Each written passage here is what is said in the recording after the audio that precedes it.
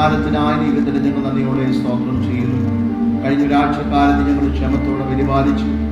ഈ ഭൂമി ഞങ്ങൾക്ക് ആവശ്യമുള്ളതെല്ലാം ദൈവം ഞങ്ങൾക്ക് ദാനമായി നൽകിയതിനെ ഓർത്ത് നന്ദിയോടെ ദൈവത്തിന് സ്തോത്രം ചെയ്ത് കർത്താവേ, ഇത് പകൽക്കാലം ഞങ്ങൾ കടന്നു വന്ന ദൈവത്തെ ആരാധിക്കുവാൻ, ദൈവത്തിന് മഹത്വം കൊടുക്കുവാനുള്ള കർത്താവേ, ഞങ്ങളുടെ പുനരാമത്തെ ഞങ്ങൾ ഇവിടെ ഉയർത്തുമ്പോൾ നിങ്ങളുടെ സാന്നിധ്യം ഞങ്ങളുടെ എല്ലാവരുടെ മൺകൂടാരങ്ങൾ വ്യാപരിക്കുന്നതിനായി പ്രാർത്ഥിക്കുന്ന കർത്താവേ, തുടർന്നുള്ള ശുശ്രൂഷകൾ, പ്രാർത്ഥനകൾ, ആരാധനകൾ, സങ്കീർത്തനം എല്ലാം തിരുനാമ മഹത്വത്തിനായി തീരുവാനിട വരുത്തണമേ. പരിശുദ്ധാത്മാവിനെ ശക്തമായ സാന്നിധ്യം ഇന്ന് പകൽക്കാലം ഞങ്ങളുടെ മധ്യത്തിൽ വെളിപ്പെടുന്നതിനായി സ്തോത്രം ചെയ്യുന്നു. തുടർന്നുള്ള നിമിഷങ്ങൾ പരിശുദ്ധാത്മാവ് ഇടപെടലും പ്രാർത്ഥനകൾ കേൾക്കുന്നതിനായി സ്തോത്രം ചെയ്യുന്നു. യേശു ക്രിസ്തുവിന്റെ നാമത്തിൽ പ്രിയ പിതാവേ, ആമേൻ. അക്കരങ്ങൾ ഉയർത്തി ദൈവത്തിന് സ്തോത്രം ചെയ്യാം. ശക്തിയോടെ ദൈവത്തെ സ്തുതിച്ചാട്ടെ. കർത്താവിനെ പാട്ടുകൾ പാടി ചേർന്ന് മഹത്വപ്പെടുത്താം, പുകഴ്ത്തിടാം. യേശുവിനെ ക്രൂശിലെ ജയാളിയെ എന്നുള്ള പാട്ടിന്റെ വരികൾ ചേർന്ന് പാടി ദൈവത്തെ മഹത്വപ്പെടുത്താം. ഹല്ലേലൂയ. സ്തോത്രം, സ്തോത്രം, സ്തോത്രം. എല്ലാവരുടെ കരങ്ങളും തട്ടി ആ നല്ല ദൈവത്തെ മഹത്വപ്പെടുത്തിയാൽ ആമേൻ. സ്തോത്രം.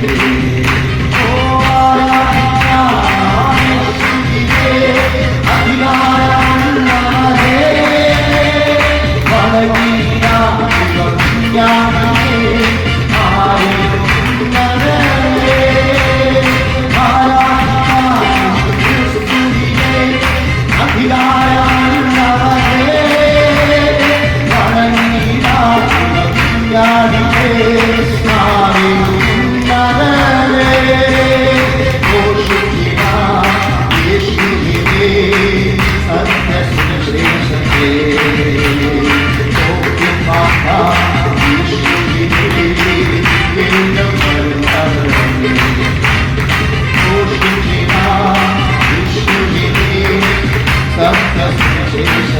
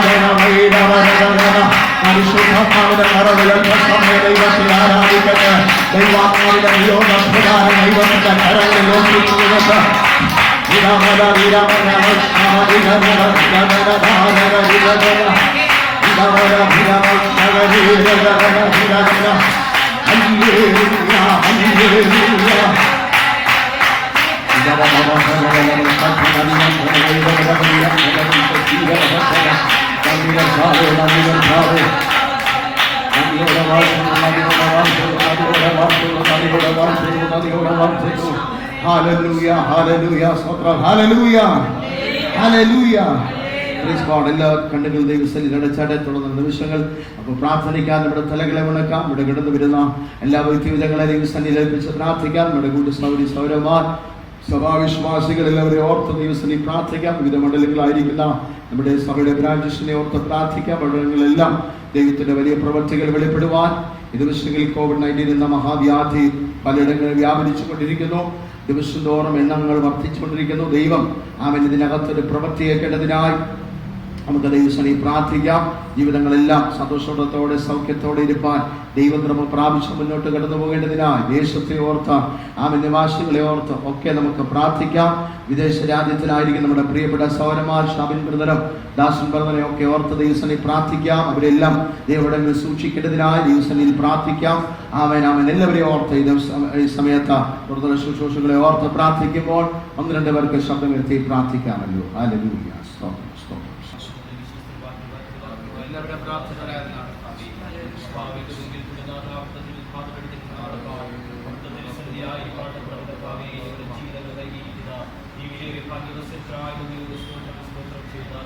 കഴിഞ്ഞ ഒരാഴ്ചത്തെ കാലങ്ങളിൽ ക്ഷമതോടുകൂടി കാത്തിരുവാൻ കഥാവെ വീണ്ടും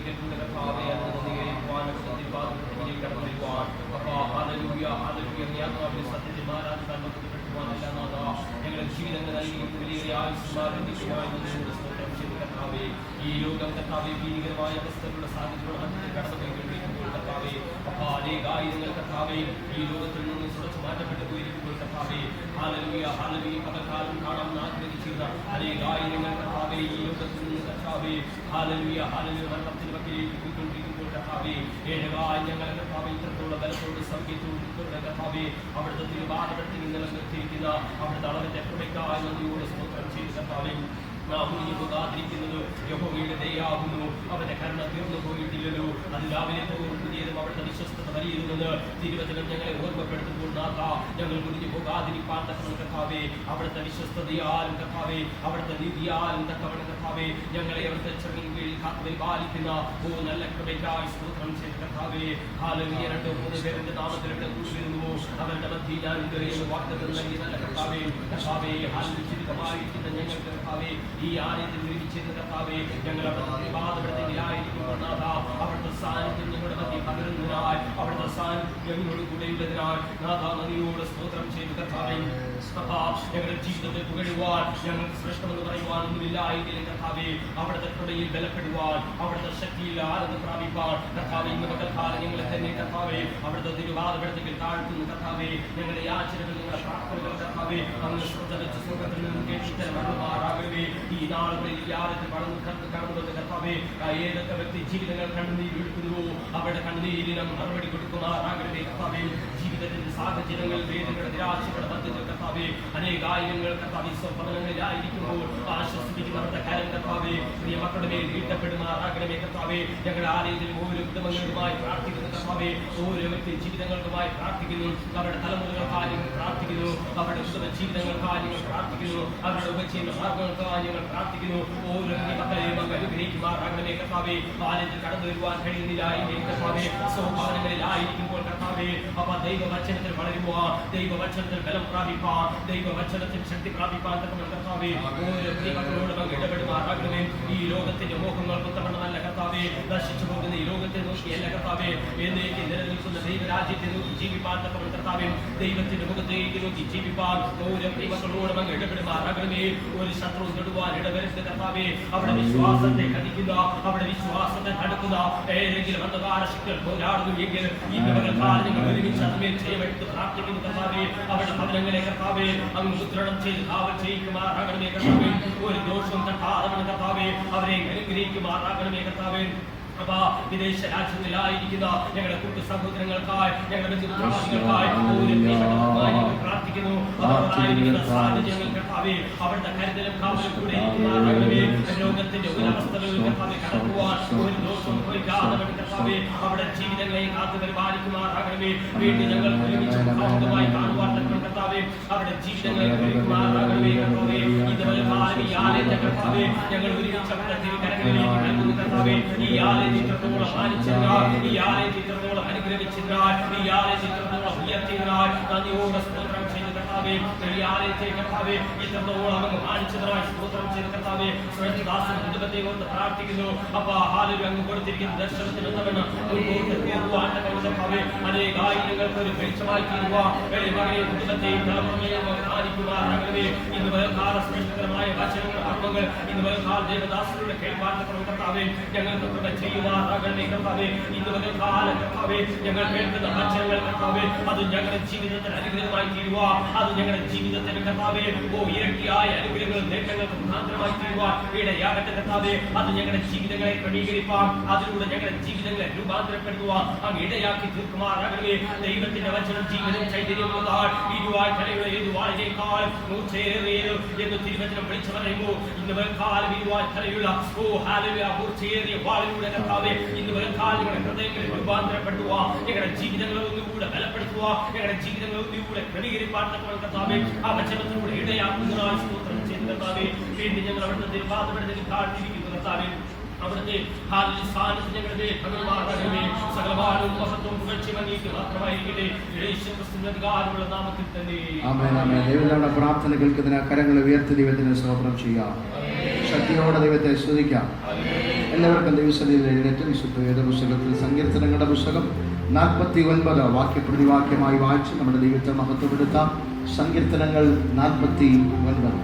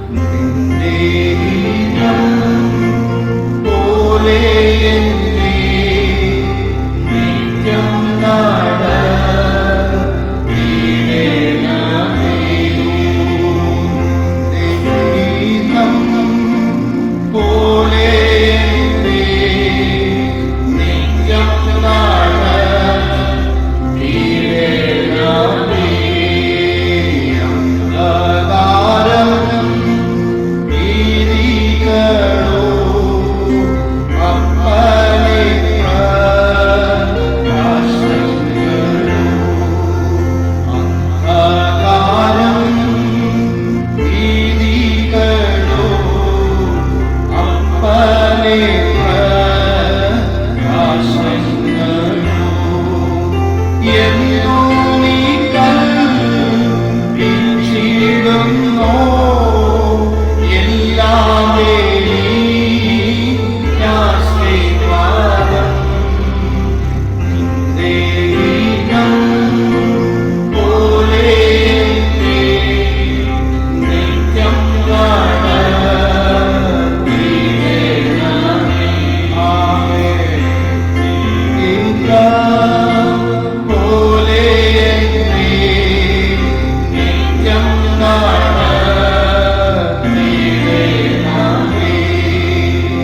എന്റെ ഗീതം പോലെയല്ലേ എൻ പിതാവേ, എന്നെ പോലെ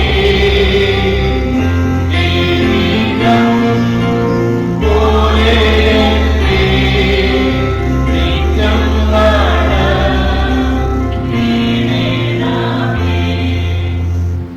സങ്കീർത്തനങ്ങൾ 49 നമുക്കെല്ലാവർക്കും വാക്യം പ്രതിവാക്യമായി വായിച്ച് ദൈവത്തെ മഹത്വപ്പെടുത്താം. സങ്കീർത്തനങ്ങൾ 49. സകല ജാതികളുമായുള്ളവരെ ഇത് കേൾപ്പിൻ, സകല ഭൂവാസികളുമായുള്ളവരെ ചെവിക്കൊള്ളുവിൻ. എന്റെ വായ് ജ്ഞാനം പ്രസ്താവിക്കും, എന്റെ ഹൃദയത്തിലെ ധ്യാനം വിവേകം തന്നെയായിരിക്കും.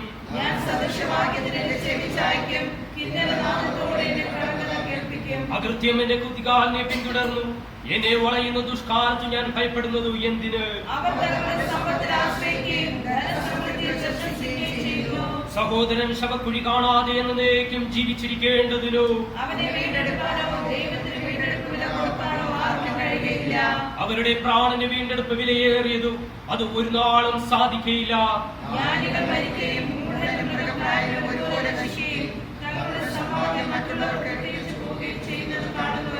തങ്ങളുടെ ഭവനങ്ങൾ ശാശ്വതമായും തങ്ങളുടെ വാസസ്ഥലങ്ങൾ തലമുറ തലമുറയായി നിൽക്കും എന്നിങ്ങനെയാകുന്നു അവരുടെ അന്തർഗതം. തങ്ങളുടെ നിലങ്ങൾക്കു അവർ തങ്ങളുടെ പേരിടുന്നു.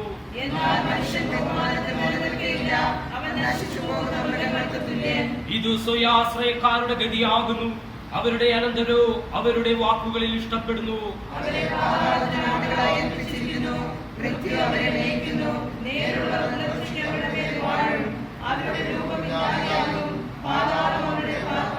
എങ്കിലും എന്റെ പ്രാണന് ദൈവം പാതാളത്തിന്റെ അധികാരത്തിൽ നിന്ന് വീണ്ടെടുക്കും, അവനെ കൈക്കൊള്ളും.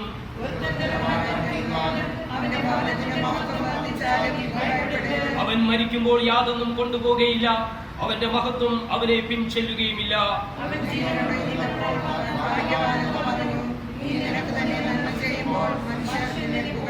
അടുത്ത 2 തിരുവചനങ്ങൾ നമുക്ക് എല്ലാവർക്കും ചേർന്ന് വായിച്ച് ദൈവത്തെ മഹത്വപ്പെടുത്താം. അവൻ തന്റെ പിതാക്കന്മാരുടെ തലമുറയോട് ചെന്ന് ചേരും, അവർ ഒരു നാളും വെളിച്ചം കാണുകയില്ല. മാനത്തോടിരിക്കുന്ന മനുഷ്യൻ വിവേകഹീനനായാൽ നശിച്ചു പോകുന്ന മൃഗങ്ങൾക്ക് തുല്യനത്രേ. മാനത്തോടിരിക്കുന്ന മനുഷ്യൻ വിവേകഹീനനായാൽ നശിച്ചു പോകുന്ന മൃഗങ്ങൾക്ക് തുല്യനത്രേ. ചേർന്ന് കരങ്ങളെ ഉയർത്തി സങ്കീർത്തനത്തിനായി സ്തോത്രം ചെയ്യാം. ദൈവത്തെ ഒരിക്കൽ കൂടെ മഹത്വപ്പെടുത്താം. ആ സ്തോത്രം വിശുദ്ധവേദ പുസ്തകം മാറ്റിവെച്ച് ഒരിക്കൽ കൂടെ നമുക്ക് ആ ദൈവത്തെ ഒന്ന് കരങ്ങളെ തട്ടി ആരാധിക്കാം. നമ്മുടെ രാജാതിരാജാവായി കർത്താവായ യേശു ക്രിസ്തു മേഘാരൂഢനായി വെളിപ്പെടുവാൻ സമയമായി. നാളുകളേറെയില്ല. നമുക്ക് ആ പാട്ടിന്റെ വരികൾ ഒരുമിച്ച് ചേർന്ന് പാടി സന്തോഷത്തോടെ എല്ലാവരും ആ പാട്ടിന്റെ വരികൾ ചേർന്ന് പാടി ദൈവത്തെ മഹത്വപ്പെടുത്താം. ആമേൻ. സ്തോത്രം സ്തോത്രം സ്തോത്രം സ്തോത്രം. ഹല്ലേലൂയ. എല്ലാവരും കരങ്ങളെ തട്ടി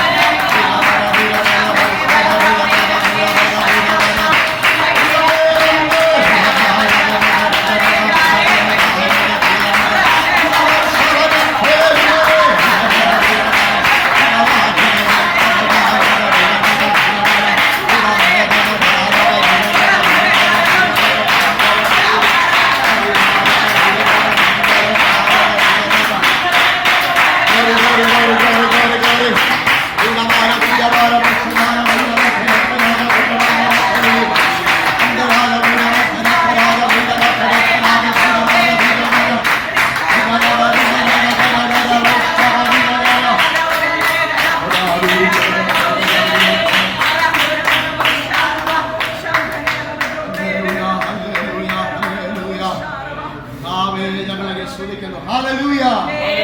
Hallelujah. Hallelujah. Praise God. എല്ലാവർക്കും ദൈവസന്നിധിയിൽ ഇരിക്കാം. എല്ലാവർക്കും ദൈവസന്നിധി പ്രാർത്ഥനയോടെ ഇരിക്കാം. അനുഗ്രഹിക്കപ്പെട്ട നല്ല പ്രഭാതത്തിന് ആ ദൈവത്തിന് സ്തോത്രം. വീണ്ടും ഒരു ദിവസം കൂടെ ദൈവം നമ്മുടെ ജീവിതത്തിനകത്ത് ധാരാളം നൽകിയല്ലോ അതിന് ആ ദൈവത്തിന് സ്തോത്രം. COVID-19 എന്ന മഹാവ്യാധി നിമിത്തം നമുക്ക് പലർക്കും ആരാധിക്കാൻ സ്വാതന്ത്ര്യം പോലും നഷ്ടപ്പെട്ടിരിക്കുന്നു. എങ്കിലും ചെറിയ കൂട്ടമായി നമുക്ക് ഒരുമിച്ച് കടന്നു വരുവാനിടയായല്ലോ. മിക്കവാറും ദൈവം അനുവദിക്കുന്ന പക്ഷം അടുത്ത ആഴ്ചയിൽ നമ്മുടെ സൺഡേ സർവീസ് സാധാരണഗതിയിൽ ആരംഭിക്കുവാൻ ആഗ്രഹിക്കുകയാണ്. മറ്റു പ്രശ്നങ്ങളൊന്നും ഇല്ല എങ്കിൽ സ്തോത്രം പ്രാർത്ഥനയോടെ കടന്നു വരുവാൻ ദൈവനാമത്തിൽ ഓർപ്പിക്കുന്നു. സ്തോത്രം. സമയം 10 മണി തന്നെ ആയിരിക്കും. അഥവാ എല്ലാവർക്കും എത്ര പേര് വരുന്നുണ്ടെന്നുള്ളതിനെ കുറിച്ച് നേരത്തെ ചോദിച്ചിട്ട് മനസ്സിലാക്കി അതിനകത്ത് സെഷനായിട്ട് ആരാധന വെക്കണമെന്നാണ് വെക്കുവാനാണ് അതിൻ്റെ ക്രമീകരണമെങ്കിൽ അങ്ങനെ ചെയ്യും. അങ്ങനെയാണെങ്കിൽ സമയം നിങ്ങൾക്ക് വ്യക്തിപരമായി വിളിച്ചറിയിക്കുന്നതായിരിക്കുമെന്ന് ദൈവനാമത്തിൽ ഓർപ്പിക്കുന്നു.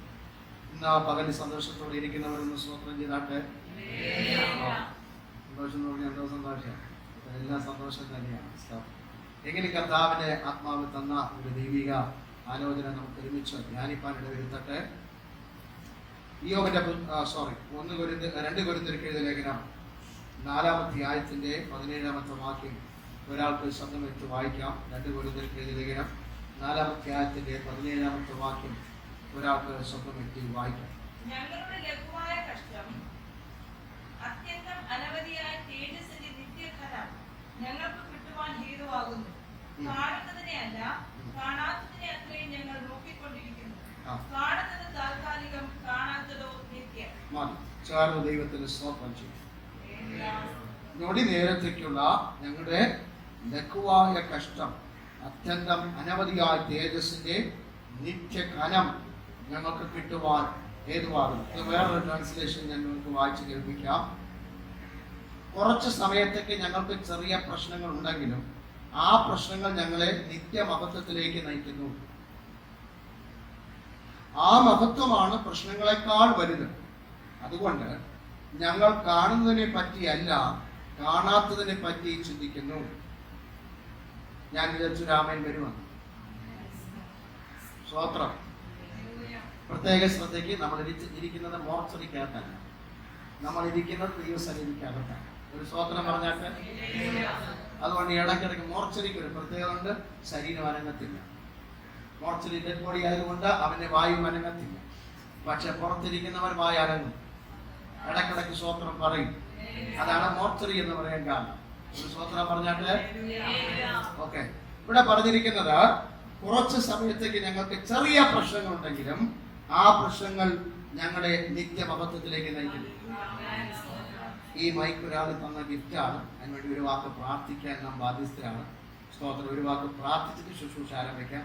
എനിക്ക് മറ്റേത് പിടിച്ച് ശീലമായതുകൊണ്ട് പിന്നെ ഇടയ്ക്കിടയ്ക്ക് കൈ അങ്ങോട്ട് വരുന്നുണ്ട്. അതുകൊണ്ട് സ്തോത്രം പ്രാർത്ഥിച്ചിട്ട് ശുശ്രൂഷയിലേക്ക് പ്രവേശിക്കാം. ഒരു ദിവസം ഒന്ന് കണ്ണുകൾ അടയ്ക്കാമോ? സ്തോത്രം. എല്ലാ കണ്ണുകളും ദൈവമായി അടച്ചാട്ടെ. ഗ്ലോറി. പരിശുദ്ധനായ ദൈവമേ, കർത്താവേ, യേശുക്രിസ്തുവിന്റെ നാമത്തിൽ പ്രാർത്ഥിക്കുന്നു. കർത്താവേ, ഞങ്ങൾക്ക് ഈ മൈക്ക് സ്പോൺസർ ചെയ്ത പേര് പറയുവാൻ ആഗ്രഹിക്കാത്ത ആ കുടുംബത്തെ ദൈവത്തിന്റെ കരങ്ങളേൽപ്പിച്ച് പ്രാർത്ഥിക്കുന്നു. അതിന്റെ ദാസനെ കുടുംബത്തെ ദൈവം അനുഗ്രഹിക്കണമേ. ദൈവമേ, നിന്റെ നാമത്തിന് വേണ്ടി ചെലവിട്ടത് ദൈവം ഓർത്ത് ആദരിച്ച് ആ കുടുംബത്തിന് എന്തൊക്കെ വിഷയങ്ങളുണ്ടോ ആ കുടുംബത്തിലെ വിഷയങ്ങൾക്ക് മറുപടി കൊടുക്കണമെന്ന് പ്രാർത്ഥിക്കുന്നു. കർത്താവേ, അപ്പൊ അങ്ങേക്ക് മാത്രമേ സാധിക്കത്തുള്ളൂ. അങ്ങയുടെ മഹത്വം വെളിപ്പെടണമെന്ന് പ്രാർത്ഥിക്കുന്നു. സഭയായി ഞങ്ങൾ ഒരുമിച്ച് പിതാവിന്റെ പരിശുദ്ധാത്മാവിന്റെ നാമത്തിലെ കുടുംബത്തെ അനുഗ്രഹിച്ച് പ്രാർത്ഥിക്കുകയാണ്. കർത്താവേ, ഈ പകരത്തെ ശ്രദ്ധയോടെ കൂടെ ഉപയോഗിക്കുവാൻ ദൈവാത്മാവ് ഞങ്ങളെ സഹായിക്കണമേ. ഇതിലൂടെ ശ്രമിക്കുന്ന ശബ്ദങ്ങൾ അത് മറ്റുള്ളവർക്ക് അനുഗ്രഹമായി തീരണം, ഇമ്പമുള്ളതായി തീരണം, വിടുതലായി തീരണം, സൗഖ്യമായി തീരണം. കർത്താവ് ചെയ്തതിനായ സ്തോത്രം യേശുവിന്റെ നാമത്തിൽ തന്നെ. ആമേൻ. അപ്പോ ബൈബിൾ പറയുന്നു, 2 കൊരിന്ത്യർക്ക് എഴുതിയ ലേഖനം പൗലോസ് പറയുകയാണ്, നമുക്ക് ഞൊടി നേരത്തേക്കുള്ള ലഘുവായ കഷ്ടം. എന്തോ കഷ്ടമെന്ന ഞൊടി നേരം. ഞൊടി എന്ന് പറഞ്ഞാൽ അറിയാലോ, നമ്മൾ ചിലരൊക്കെ വിളിക്കുന്ന കേട്ടിട്ടില്ലേ, ഇങ്ങോട്ട് വാ എന്നൊക്കെ പറയുന്ന പോലെ ഞൊടി എന്ന് പറയുന്നത് വെറും സെക്കൻഡ് പോലും ഇല്ല, അതിനുള്ളിൽ വരുന്ന ഒരു കഷ്ടം. കർത്താവിന്റെ വചനം പറയുന്നത് നമ്മുടെ ഈ കഷ്ടം ലഘുവായ കഷ്ടമാണ്. ഞൊടി നേരത്തേക്കുള്ള ലഘുവായ കഷ്ടം, ഷോർട്ട് പീരിയഡ്, കുറച്ച് സമയത്തേക്കുള്ള കഷ്ടമാണ്. അത് നമുക്ക് വലിയ സമയം ദീർഘമായി തോന്നുന്നതിന്റെ കാരണം എന്താണെന്ന് ചോദിച്ചു കഴിഞ്ഞാൽ ദൈവത്തിന്റെ ദൈവത്തിന്റെ സമയമായിട്ടല്ല നമ്മൾ തൊഴിൽ ചെയ്യുന്നത്. ബൈബിൾ പറയുന്നു, ദൈവത്തിന് ഒരു ദിവസം 1000 ദിവസം പോലെയും. 1000 ദിവസം ഒരു ദിവസം പോലെയും മാത്രമേ. സ്തോത്രം.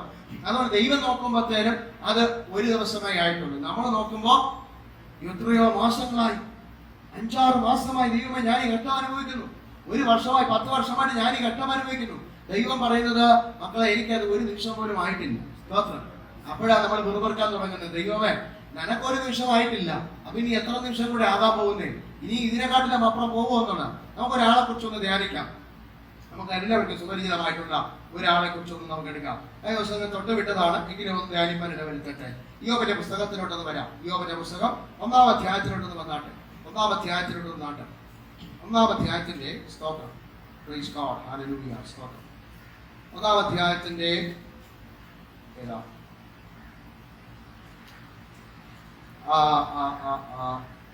6-ാമത്തെ വാക്യം മുതൽ വായിച്ചു. ഒരു ദിവസം ആ ദൈവപുത്രന്മാർ യഹോവയുടെ സന്നിധിയിൽ നിൽപ്പാൻ ചെന്നു. അവരുടെ കൂട്ടത്തിൽ സാത്താനും ചെന്നു. യഹോവ സാത്താനോട് നീ എവിടെ നിന്ന് വരുന്നു എന്ന് ചോദിച്ചതിന് സാത്താൻ യഹോവയോട് ഞാൻ ഭൂമിയിൽ ഊടാടി സഞ്ചരിച്ചിട്ട് വരുന്നു എന്ന് ഉത്തരം പറഞ്ഞു. ഒരു സ്വോത്രം പറഞ്ഞാട്ടെ. എല്ലാവരും ശ്രദ്ധിക്കണം. എല്ലാവരും ഇടയ്ക്ക് സ്വോത്രം പറഞ്ഞോളൂ. സ്വോത്രം പറഞ്ഞാട്ടെ. പറഞ്ഞ പദം കേട്ടോ. ദൈവം ചോദിച്ചു. ദൈവത്തിന്റെ സന്നിധിയിൽ ദൂതന്മാർ കടന്നു വന്നു. ദൂതന്മാർ കടന്നു വന്നപ്പോഴത്തേനും അവിടെ ആര് കൂടെ വന്നു? സാത്താനും കൂടെ വന്നു. സ്തോത്രം. ദൈവസന്നിധിയിൽ ആര് കൂടെ വന്നു? അസംബ്ലി കൂടുന്നിടത്ത് സാത്താനും കൂടെ വന്നു. സാധാരണ കൂടെ വന്നപ്പോഴത്തേനും ദൈവം ഒരു ചോദ്യം സാധാരണ ചോദിച്ചു. ചോദിച്ച ചോദ്യം എന്താണ്? നീ എവിടെ നിന്ന് വരുന്നു എന്നാണ് ചോദിച്ചത്. ഒരു സ്തോത്രം ചെയ്താട്ട്. നീ എവിടെ നിന്ന് വരുന്നു? അപ്പൊ സാത്താന്റെ മറുപടി എന്തുവായിരുന്നു? ഞാൻ ഭൂമിയിലെങ്ങും കൂടാതെ സഞ്ചരിച്ചു. ഞാൻ ഇതിലൊന്ന് വായിക്കാം, കേട്ടാൽ. സാത്താൻ പ്രതിവചിച്ചു. സോറി. അപ്പോൾ യഹോവ സാത്താനോട് പറഞ്ഞത്, എന്റെ ദാസന എവിടെയാണ്? 1. അങ്ങനെ എനിക്ക് ദൂതന്മാർ യഹോവയെ കാണുന്ന ദിവസം വന്നു. അപ്പൊ യഹോവയെ കാണാനുള്ള ഒരു ദിവസം എന്തുണ്ട്? ഞാൻ പറഞ്ഞു മോർച്ചറിയില്ലാത്തല്ല ഇരിക്കുന്നത്. യഹോവയെ കാണാനുള്ള ദിവസം എന്തുണ്ട്? ഉണ്ട്. ദിവസം വന്നു. സാത്താനും ആ ദൂതനോടൊപ്പം വന്നു. യഹോവ സാത്താനോട് ചോദിച്ചു, നീ എവിടെയായിരുന്നു? എന്നോട് ചോദിക്കുക, നീ എവിടെ നിന്ന് വരുന്നു? സാത്താൻ യഹോവയോട് മറുപടി പറഞ്ഞു, ഞാൻ ഭൂമി ചുറ്റി തിരിയുകയായിരുന്നു. എവിടെ തിരികെയായിരുന്നു? ഭൂമി ചുറ്റി തിരികെയായിരുന്നു. ശ്രദ്ധിക്കണം. ഞാൻ ഉച്ചക്കട ചുറ്റി തിരിഞ്ഞെന്നല്ല പറഞ്ഞത്. ഞാൻ അമേരിക്ക ചുറ്റി തിരിഞ്ഞെന്നല്ല പറഞ്ഞത്. ഞാൻ ഭൂമിയിൽ എങ്ങും എന്ത് ചെയ്യുന്ന ചുറ്റിത്തിരിഞ്ഞു. അപ്പൊ ചുറ്റിത്തിരിഞ്ഞിട്ട് ചുറ്റിത്തിരിയായിരുന്നു. അപ്പോൾ യഹോവ സാത്താനോട് പറഞ്ഞു, എന്റെ ദാസനായ ഇയ്യോബിനെ നീ ദൃഷ്ടി വെച്ചോ. സ്തോത്രം. അപ്പൊ ഇയ്യോബ് എവിടത്തുകാരനെന്ന് അറിയാമോ? ബൈബിൾ പറയുന്നു അവൻ ഊസ് ദേശക്കാരനായി. ഏത് ദേശമാ? ഊസ് ദേശം. ഊസ് ദേശം എവിടെ നിന്ന്? ചിലർ പറഞ്ഞു വ്യക്തമല്ലെന്ന്. ചിലർ പറയുന്നു അത് ഇസ്രായേലിന്റെ ഒരു ഭാഗത്തിൽ ആയിട്ട് വരുന്നു. ചിലർ പറയുന്നത് സൗദിയുടെ കിഴക്ക് വെസ്റ്റ് ഭാഗത്തായിട്ട് വരുന്നു. മെസൊപ്പൊട്ടാമിയ ഭാഗത്ത് വരുന്നു. എന്നാൽ എൻ്റെ ഒരു സ്നേഹിതൻ ഒമാനിൽ ആയിരുന്നു ദീർഘവർഷക്കാലം. അവിടെ സലാല എന്ന് പറയുന്ന ഒരു സ്ഥലമുണ്ട്. ആ സലാല എന്ന് പറയുന്ന സ്ഥലത്ത് ഇന്നും ഇയ്യോബിന്റെ കവറുണ്ടെന്ന് ഉണ്ട് എന്ന് പറയുന്നു. അത് ഇയ്യോബിന്റെ ആണെന്ന് പറയുന്നു.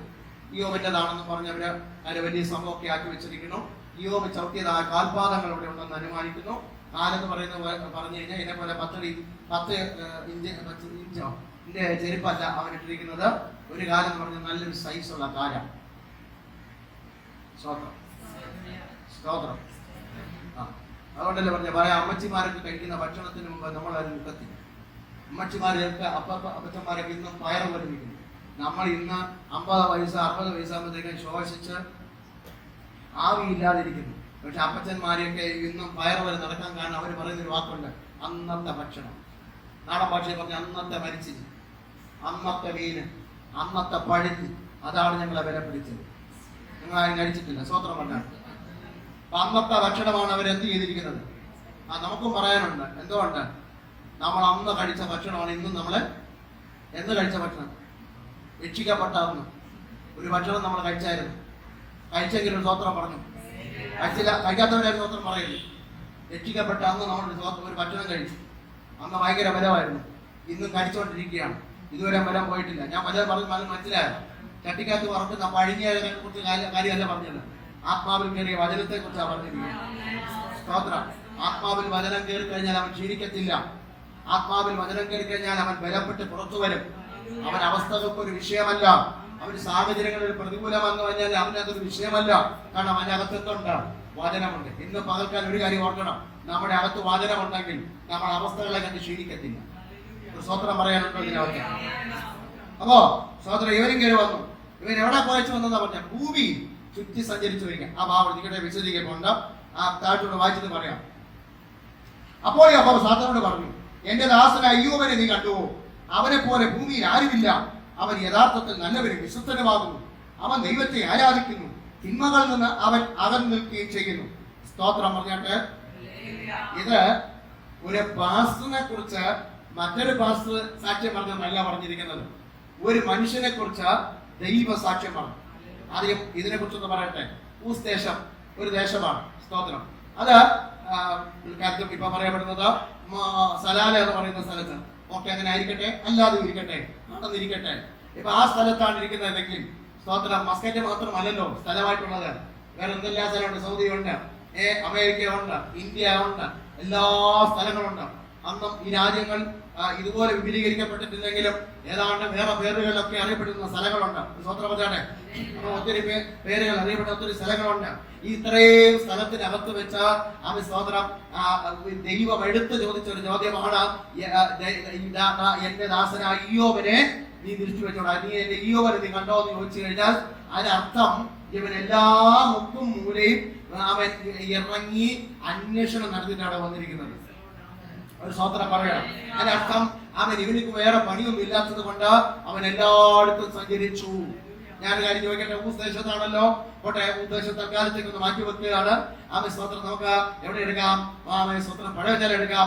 പഴയജാല നമ്മുടെ റസൽ ബ്രദറിന് എടുക്കാം. ഒരു സ്വത്രം പറഞ്ഞാട്ടെ. റസൽ ബ്രദറിന്റെ സ്ഥലം പഴയജാലയാണ് കേട്ടോ. പഴയജാല താമസിക്കുന്ന റസൽ ബ്രദർ. സ്വത്രം സാത്താൻ എന്ന് പറയുന്നത് ഞാനെന്നിരിക്കട്ടെ, ഞാനല്ല. സ്വത്രം ഇത് കഴിഞ്ഞിട്ട് ആരും സാത്താൻ എന്ന് വിളിക്കരുത്.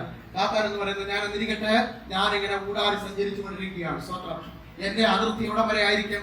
എനിക്ക് ഇവിടെ വരെ പോകാൻ പറ്റും. ലൈൻ പിടിച്ചു കഴിഞ്ഞാൽ ഇവിടെ വരെ പോവാം, ഇവിടെ വരെ പോവാം. പക്ഷെ കാശ് കൊടുത്താലേ പോകാൻ പറ്റത്തുള്ളൂ. സ്തോത്രം. എനിക്ക് നടന്നു പോയി കഴിഞ്ഞാൽ പഴഞ്ചല പോകാം, ഉച്ചക്കട പോകാം, കുന്നോടെ പോകാം. പിന്നെ നടന്ന് അതുവരെ 2-3 ദിവസവും എടുത്തു കഴിഞ്ഞാൽ കുറെ അപ്പുറത്തൊക്കെ പോകാൻ കഴിയും. പിന്നെ ബസ് പിടിച്ച് പോയി കഴിഞ്ഞാൽ അതിനപ്പുറത്ത് പോകാം, ബൈക്ക് പിടിച്ച് പോയാൽ അതിനപ്പുറത്ത് പോകാം, കാർ പിടിച്ച് കഴിഞ്ഞാൽ അതിനപ്പുറം പോകാം, പ്ലെയിൻ പിടിച്ച് പോയാൽ അതിനപ്പുറം പോകാം, കപ്പൽ പിടിച്ച് പോയാൽ അതിനപ്പുറം പോകാം. അപ്പൊ ഒത്തിരി സ്ഥലങ്ങളിൽ നമുക്ക് സഞ്ചരിക്കാൻ പറ്റും. ഇന്നേ വരെ ലോകത്തിൽ ചുറ്റി സഞ്ചരിച്ച് എല്ലാ സ്ഥലങ്ങളും കണ്ടിട്ടുള്ളവർ ആരെങ്കിലും ഇവിടെ ഉണ്ടോ? ഇടക്കിടയ്ക്ക് ടി വിക്കകത്തൊരു പ്രോഗ്രാം വരുന്നുണ്ട്, സഞ്ചാരം എന്നൊരു പ്രോഗ്രാം ഒക്കെ. അവൻ ലോകത്തിൽ എല്ലായിടത്തും സഞ്ചരിച്ച് വരുന്നവനാ. എന്നാൽ ഞാൻ ഒരു കാര്യം പെട്ട, അവൻ ലോകത്തിൽ എല്ലായിടത്തും സഞ്ചരിച്ചിട്ടില്ല. മുക്കും മൂല അവനെ അറിയത്തില്ല. ഒരു സ്വത്രം പറഞ്ഞാട്ട് മുക്കും മൂല അറിയാവുന്ന രണ്ടുപേരെ ഉള്ളൂ. ഒന്ന് ദൈവത്തിന് എല്ലാ മുക്കും മൂല അറിയാം. ഒരു സ്വത്രം പറഞ്ഞില്ല. അവൻ പിന്നെ വേറൊത്തിനും കൂടെ അറിയാം എല്ലാ മുക്കും മൂല. ആരെന്നറിയാമോ?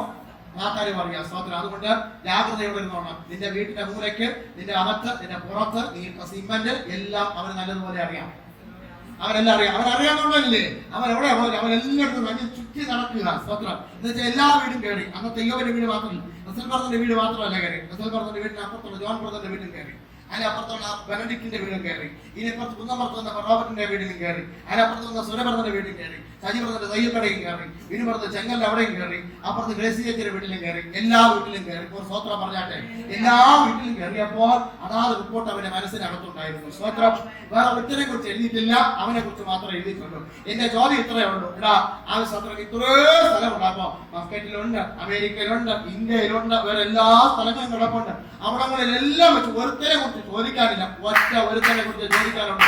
ആരാന്നറിയാമോ? നീതിമാനായ, തിന്മകളെ വിട്ടകലുന്ന, നന്മ ചെയ്യുന്ന അയ്യോബനെ കുറിച്ച് ദൈവത്തിന് ചോദിപ്പാനുണ്ട്.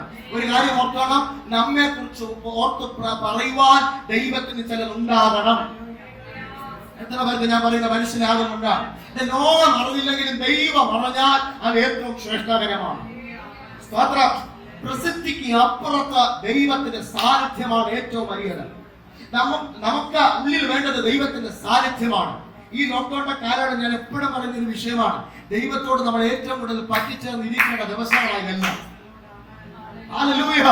സ്തോത്രം. ദൈവത്തോട് പറ്റിച്ചേർന്നിരിക്കുന്ന അവൻ ബൈബിൾ പറയുന്നത്, എന്നെ കണ്ടെത്താവുന്ന സമയത്ത് എന്നെ അന്വേഷിപ്പീൻ, എന്നാൽ ഞാൻ നിങ്ങൾക്ക് കണ്ടെത്തുവാൻ ഇടയാകും. അപ്പൊ കണ്ടെത്താവുന്ന സമയമുണ്ടെന്നാ പറയുന്നത്. എപ്പോഴാ ദൈവത്തെ കണ്ടെത്താവുന്ന സമയം വരുന്നത്? നമുക്ക് പ്രതികൂലം വരുമ്പോൾ, സകല വഴികളും അടയ്ക്കപ്പെടുമ്പോൾ നമുക്ക് ദൈവത്തോട് അടുക്കണമെന്നൊരു ആഗ്രഹം തോന്നാറില്ലേ?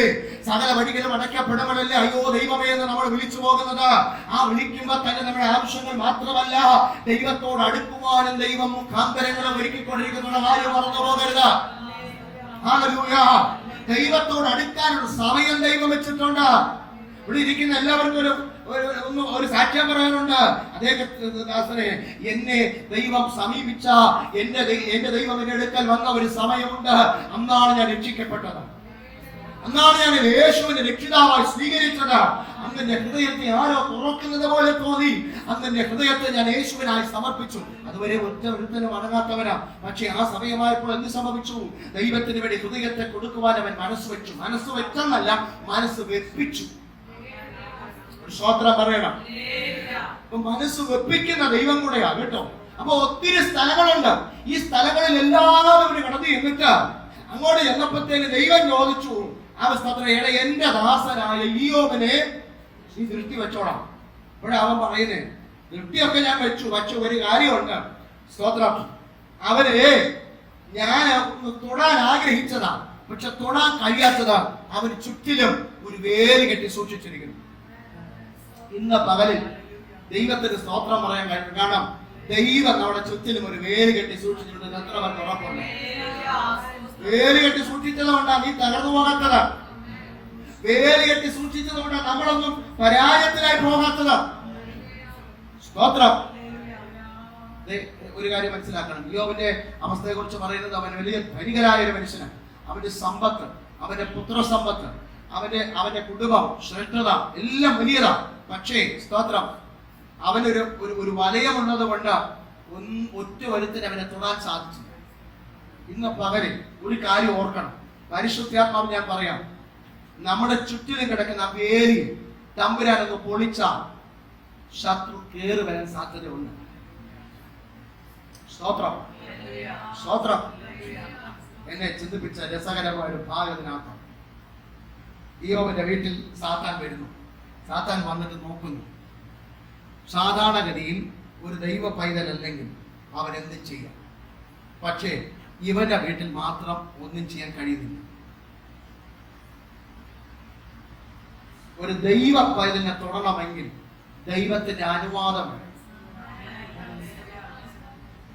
വായിക്കാം എഫെസ്യർക്ക് എഴുതിയ ലേഖനം 2-ാം അധ്യായത്തിൽ, അതിനു മുമ്പ് 1-ാം അധ്യായത്തിന്റെ 20-ാമത്തെ വാക്യം ഒന്ന് വായിക്കാം. എഫെസ്യർ 1:20 ഒന്ന് വായിച്ചാണ്. 20 മുതൽ.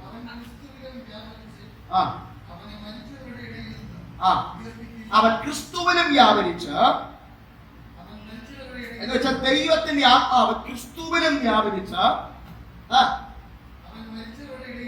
മരിച്ചവരുടെ ഇടയിൽ നിന്ന് ഉയർപ്പിച്ചു. ആരെ ഉയർപ്പിച്ചു? സ്വത്രം പറഞ്ഞാൽ ആരെ ഉയർപ്പിച്ചതാ പറയുന്നേ? ഒന്നുകൂടെ വായിക്കും. അങ്ങനെ അവൻ ക്രിസ്തുവിലും വ്യാപരിച്ച അവനെ മരിച്ചവരുടെ ഇടയിൽ നിന്ന് ആരെ ഉയർപ്പിച്ചു? ക്രിസ്തുവിനെ ഉയർപ്പിച്ചു. ആര് ഉയർപ്പിച്ചു? ദൈവം തമ്പുരാൻ ഉയർപ്പിച്ചു. ഏതിനാലും ഉയർപ്പിച്ചു? പരിശുദ്ധാത്മാവിനാണ്. അവന്റെ ശക്തിയാൽ ഉയർപ്പിച്ചു. സ്തോത്രം. സ്വർഗത്തിൽ തന്നെ വലത്ത് ഭാഗത്ത് എല്ലാ വാഴ്ചയ്ക്കും അധികാരത്തിനും ശക്തിക്കും കർത്തൃത്വത്തിനും ഈ ലോകത്തിൽ മാത്രമല്ല വരുവാനുള്ളതിലും വിളിക്കപ്പെടുന്ന സകല നാമത്തിനും അത്യന്തം മീതെ ഇരുത്തുകയും. സഭയെ ചോദിക്കട്ടെ, അത്യന്തം മീതെ ഇരുത്തുക എന്ന് പറഞ്ഞാൽ അവന് മുകളിൽ ഇനി വേറെ ആരെങ്കിലും ഉണ്ടോ? ഇല്ല. അപ്പൊ അതിനെക്കാട്ടിലും വേപ്പത്ത് ആര് ഇരുത്തിയിരിക്കുന്നത്? കർത്താവായ യേശു ക്രിസ്തുവിനെ ഇരുത്തിയിരിക്കുന്നത്. നമ്മൾ വിളിച്ചപേക്ഷിക്കുന്ന യേശു വെറും സാധാരണ വ്യക്തിയല്ല. നമ്മൾ വിളിക്കുമ്പോ ആ ശക്തിയെ നമ്മൾ ഉപയോഗിക്കുമ്പോൾ അത് സാധാരണ നിലവാരത്തിലുള്ള ശക്തിയല്ല. അവൻ അത്യന്തം മീതെ അവനെ ഉയർത്തിയിരിക്കുന്നതാണ്. സ്തോത്രം പറയണം. വായിച്ചോ പറഞ്ഞേ. സർവവും അവന്റെ കാക്കിടെ ആക്കി വെച്ചു. സർവം എന്ന് പറഞ്ഞാൽ ശകലം എന്നല്ല പറഞ്ഞിരിക്കുന്നത്, സർവവും എന്നാ പറഞ്ഞിരിക്കുന്നത്. അതിന്റെ അർത്ഥം എല്ലാം അവന്റെ കാക്കിയിൽ എന്തോ ചെയ്തിട്ടുണ്ടെന്നാണ്, ആക്കി വെച്ചിട്ടുണ്ടാവും. സ്തോത്രം പറയണം. നിങ്ങൾ വചനം ധ്യാനിക്കുമ്പോഴേ ആത്മാവിൽ ധ്യാനിച്ച സ്തോത്രം ഇതിന്റെ മർമ്മങ്ങളൊന്ന് ഗ്രഹിച്ച അത് ജീവിക്കാൻ തുടങ്ങും. ഞാൻ പറയുന്ന വചനം ധ്യാനിക്കുന്ന ഒരാളെ കണ്ടാലറിയാം, അവന്റെ ആരാധന കാണുമ്പോഴറിയാം. അവരുടെ സഹോദരന്മാരെ ഇവിടെ നിന്ന് ഉറങ്ങരുതെന്ന് പ്രത്യേകിച്ച് പറയാൻ കാരണം മലയാളത്തിൽ പറഞ്ഞ ബന്ധമില്ലാത്ത കണക്ഷൻ ഉള്ളവൻ. സ്തോത്രം സ്തോത്രം സ്തോത്രം.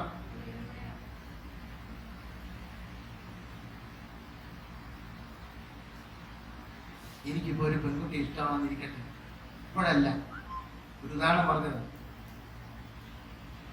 ആ പെൺകുട്ടി ഇന്ന് എന്റെ വീട്ടിൽ വരുമെന്ന് പറഞ്ഞാൽ ഞാൻ അടുത്തിരിക്കുമ്പോൾ എപ്പോ വന്നു, സുഖാണോ എന്ന് ചോദിക്കോ? ഇല്ല. ആരുടെ കാര്യം ഞാൻ സ്നേഹിച്ച പെൺകുട്ടിയാ വന്നിരിക്കുന്നു. ഭയങ്കര കൗതുകം, ഭയങ്കര സ്നേഹം, ബന്ധം. സ്തോത്രം. ഇങ്ങനെ ദൈവമായിട്ടുള്ള ബന്ധമുള്ള ഒരു വ്യക്തിക്ക് ആത്മാവ് എപ്പോഴും കത്തിക്കൊണ്ടേയിരിക്കും. മനസ്സിലാകുന്നുണ്ടോ? ആത്മാവ് എപ്പോഴും കത്തിക്കൊണ്ടേയിരിക്കും. അതാ ഞാൻ പറയുന്ന ചപ്പുചവറുള്ള പ്രാർത്ഥന ഒന്ന് നിർത്താൻ പറ്റുമോ? ചപ്പുചവർ എന്ന് പറഞ്ഞു കഴിഞ്ഞാൽ ആവശ്യമുള്ളതായി. എന്നാലും ഞാൻ പറയുക, നമ്മുടെ എല്ലാ ആവശ്യങ്ങളെ ദൈവത്തിന് സ്തോത്രത്തോടും കൂടെ പറയാനാ പറഞ്ഞത്. എങ്ങനെ പറയണമെന്ന്? സ്തോത്രത്തോടും കൂടെ. നമ്മളെന്താ പറഞ്ഞിട്ടുണ്ടെങ്കിൽ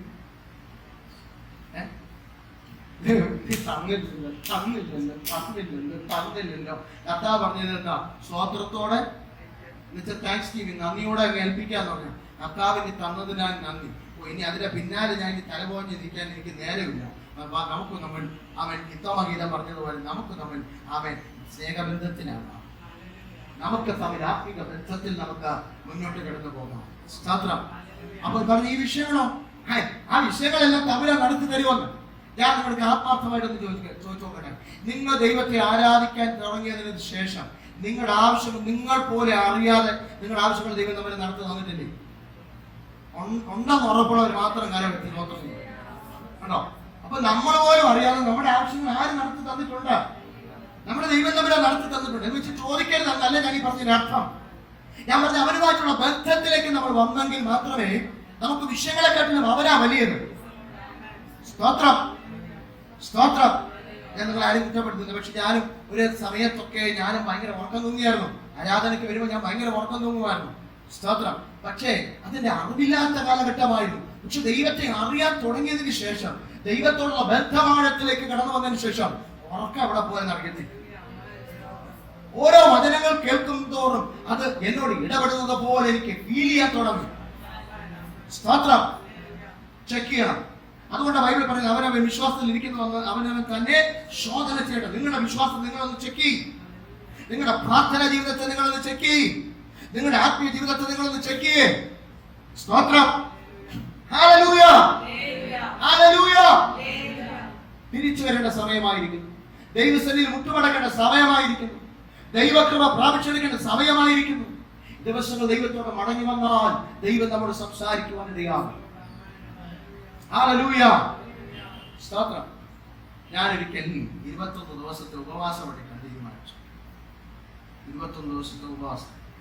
അത് ഞാൻ ആരോടും പറഞ്ഞില്ല. ഇപ്പോഴല്ല, ചില വർഷങ്ങൾക്ക് മുമ്പ് ആരോടും ഞാൻ പറഞ്ഞില്ല. ആരോടും പറയാതെ ഞാൻ ഇരുന്നു. ഭാര്യയോട് പറഞ്ഞു, ബാക്കി ആരും പറഞ്ഞില്ല. കുറച്ചാൾ കഴിഞ്ഞു, ഒരു 10-14 ദിവസം കഴിഞ്ഞു. അപ്പോ ഒരു സിസ്റ്റർ ഫോൺ ചെയ്ത് ചോദിച്ചു. ആ സിസ്റ്റർ ആരും ചോദിക്കരുത്, ഇതിനകത്തുണ്ട്. അവന് 1, 2, 3, 4, 5, 6 ഇതിനകത്താകാം. സിസ്റ്ററാണ് നമുക്ക് ചിന്തിക്കരുത്. സ്വാതന്ത്ര്യം. അപ്പൊ ഒരു സിസ്റ്റർ ഫോൺ വിളിച്ച് ചോദിച്ചു, എന്റെ ഭാര്യ ചോദിച്ചു, പാസ്റ്റർ എവിടെ? ആ പാസ്റ്റർ ഉണ്ട്, ഇവിടെ ഉണ്ട്. പാസ്റ്റർ ഉപവാസത്തിലാണോ? അവർക്ക് പറയാനും വയ്യ, പറയാതിരിക്കാനും വയ്യ. ശ്രദ്ധിച്ചേട്ടോളാം. അവ അവളെ പറഞ്ഞു, ആ രണ്ടും കേൾപ്പിച്ച് അവളെ പറഞ്ഞു, അതെ ഫാസ്റ്റിംഗ്. അപ്പോഴാ ആ സൗകര്യം പറയുന്നത്, ഞാൻ യേശുദാസിന് വേണ്ടി ഒരു സംഭവം കണ്ടു. എന്താ സംഭവം? സംഭവം എന്ന് വെച്ച് കഴിഞ്ഞാൽ, എൻ്റെ ഈ വീട്ടിൻ്റെ ഗേറ്റിൻ്റെ വരാന്തയിൽ ഒരു വെള്ളവസ്ത്രധാരിയായ ഒരു ദൂതന് തുല്യമായ ഒരുത്തൻ വന്നിട്ട് ഒരുപാട് ഗിഫ്റ്റുമായി കടന്നു വരും. ഒത്തിരി ഗിഫ്റ്റുമായി വരും. ആ ഗിഫ്റ്റുമായി കടന്നു വന്നിട്ട് വീട്ടിൽ വന്നപ്പോൾ അല്ല ഞാൻ പറയാം, ഞാൻ ഉപവാസത്തിലായിരുന്നു. 21 ദിവസത്തെ ഉപവാസം ഇട്ടു. 14ാമത്തെ ദിവസമായി. 14ാമത്തെ ദിവസമായപ്പോൾ ഞാനത് ബ്രേക്ക് ചെയ്യാനായിട്ട് മനസ്സിൽ ഒരു വെമ്പൽ ബാബായി ബ്രേക്ക് ചെയ്യാനായിട്ട് തോന്നി. ആണ് ദൈവം എന്നോടൊന്നും സംസാരിക്കുന്നില്ല. ഒന്നും സംസാരിക്കാത്തതുകൊണ്ട് ഞാനത് ബ്രേക്ക് ചെയ്യാൻ തീരുമാനിച്ചു. ബ്രേക്ക് ചെയ്യാൻ തീരുമാനിച്ച അന്നാണ് ഈ സൗകര്യം കാണുന്നത്. എന്തോ കണ്ടത്, ഗേറ്റിന്റെ അവിടെ വരെ ആള് വന്നു. വന്നിട്ട് ഗിഫ്റ്റ് എന്ത് ചെയ്യുന്നറിയോ, കൊണ്ടുവന്ന് എനിക്ക് തരാതെന്നപ്പോൾ ആ ഗിഫ്റ്റ് തരാതെ തിരിച്ചു പോകും. തിരിച്ചു പോയ സമയത്ത് അവർ ചോദിക്കണം എന്താ ഗിഫ്റ്റ് കൊടുക്കാത്തെന്ന് ചോദിച്ചപ്പോൾ അങ്ങേരെ ഫാസ്റ്റിംഗ് ബ്രേക്ക് ചെയ്തു. അതുകൊണ്ട് ഞാനിത് കൊടുക്കാൻ കൊണ്ടുവന്നതായിരുന്നു, പക്ഷേ അങ്ങേർക്ക് ഞാൻ കൊടുക്കുന്നില്ല, തിരിച്ചു കൊണ്ടുപോകുന്നു. എനിക്കൊരു രസകരമായി തോന്നും. ചിലപ്പോൾ ഒരു വലിയ കാര്യമില്ലാത്തൊരു സംഭവമായിട്ട് തോന്നും. പക്ഷെ എന്റെ നഷ്ടത്തെ ഞാൻ പറയുന്നു. തിരിച്ച് ഞാൻ പോവുക. കാരണം അവൻ എന്തോ ചെയ്തു, ഫാസ്റ്റിംഗ് ബ്രേക്ക് ചെയ്തു. അതുകൊണ്ട് ഇനി അവനെ അത് യോഗ്യനല്ല. അതുകൊണ്ട് ഞാൻ തിരിച്ചു കൊണ്ടുപോകുക. ഇത് കണ്ടിട്ട് ആ സഹോദരി എന്നെ ഭാര്യ എടുക്കാൻ പറഞ്ഞിട്ട് ഭാര്യ എനിക്ക് അന്ന് പറഞ്ഞില്ല. ഞാൻ 14-ന്റെ അന്ന് ബ്രേക്ക് ചെയ്തു. സ്തോത്രം. 15-ന്റെ അന്ന് അവൾ എന്നോട് പറയുന്നു ഇങ്ങനത്തെ ഒരു സംഭവം ഉണ്ടാകും. സത്യത്തിൽ ഞാൻ മാട് കരയുന്ന പോലെ കരയും. കാരണം എനിക്ക് ലഭിക്കാനിരുന്നതായ ദൈവം എന്തോ തരാനിരുന്നതായ ആ വലിയ ഗിഫ്റ്റിനെ ഞാനായിട്ട് എന്ത് ചെയ്തു, കളഞ്ഞു കുടിച്ചു. ചിലർക്ക് ഉപവാസം എന്ന് പറയുമ്പോൾ അതൊരു വലിയ ഗൗരവമുള്ള ഒരു വിഷയമാണ്. ശ്രദ്ധിക്കണം, ഞാൻ ഉപവാസം എടുക്കാൻ വന്നതല്ല.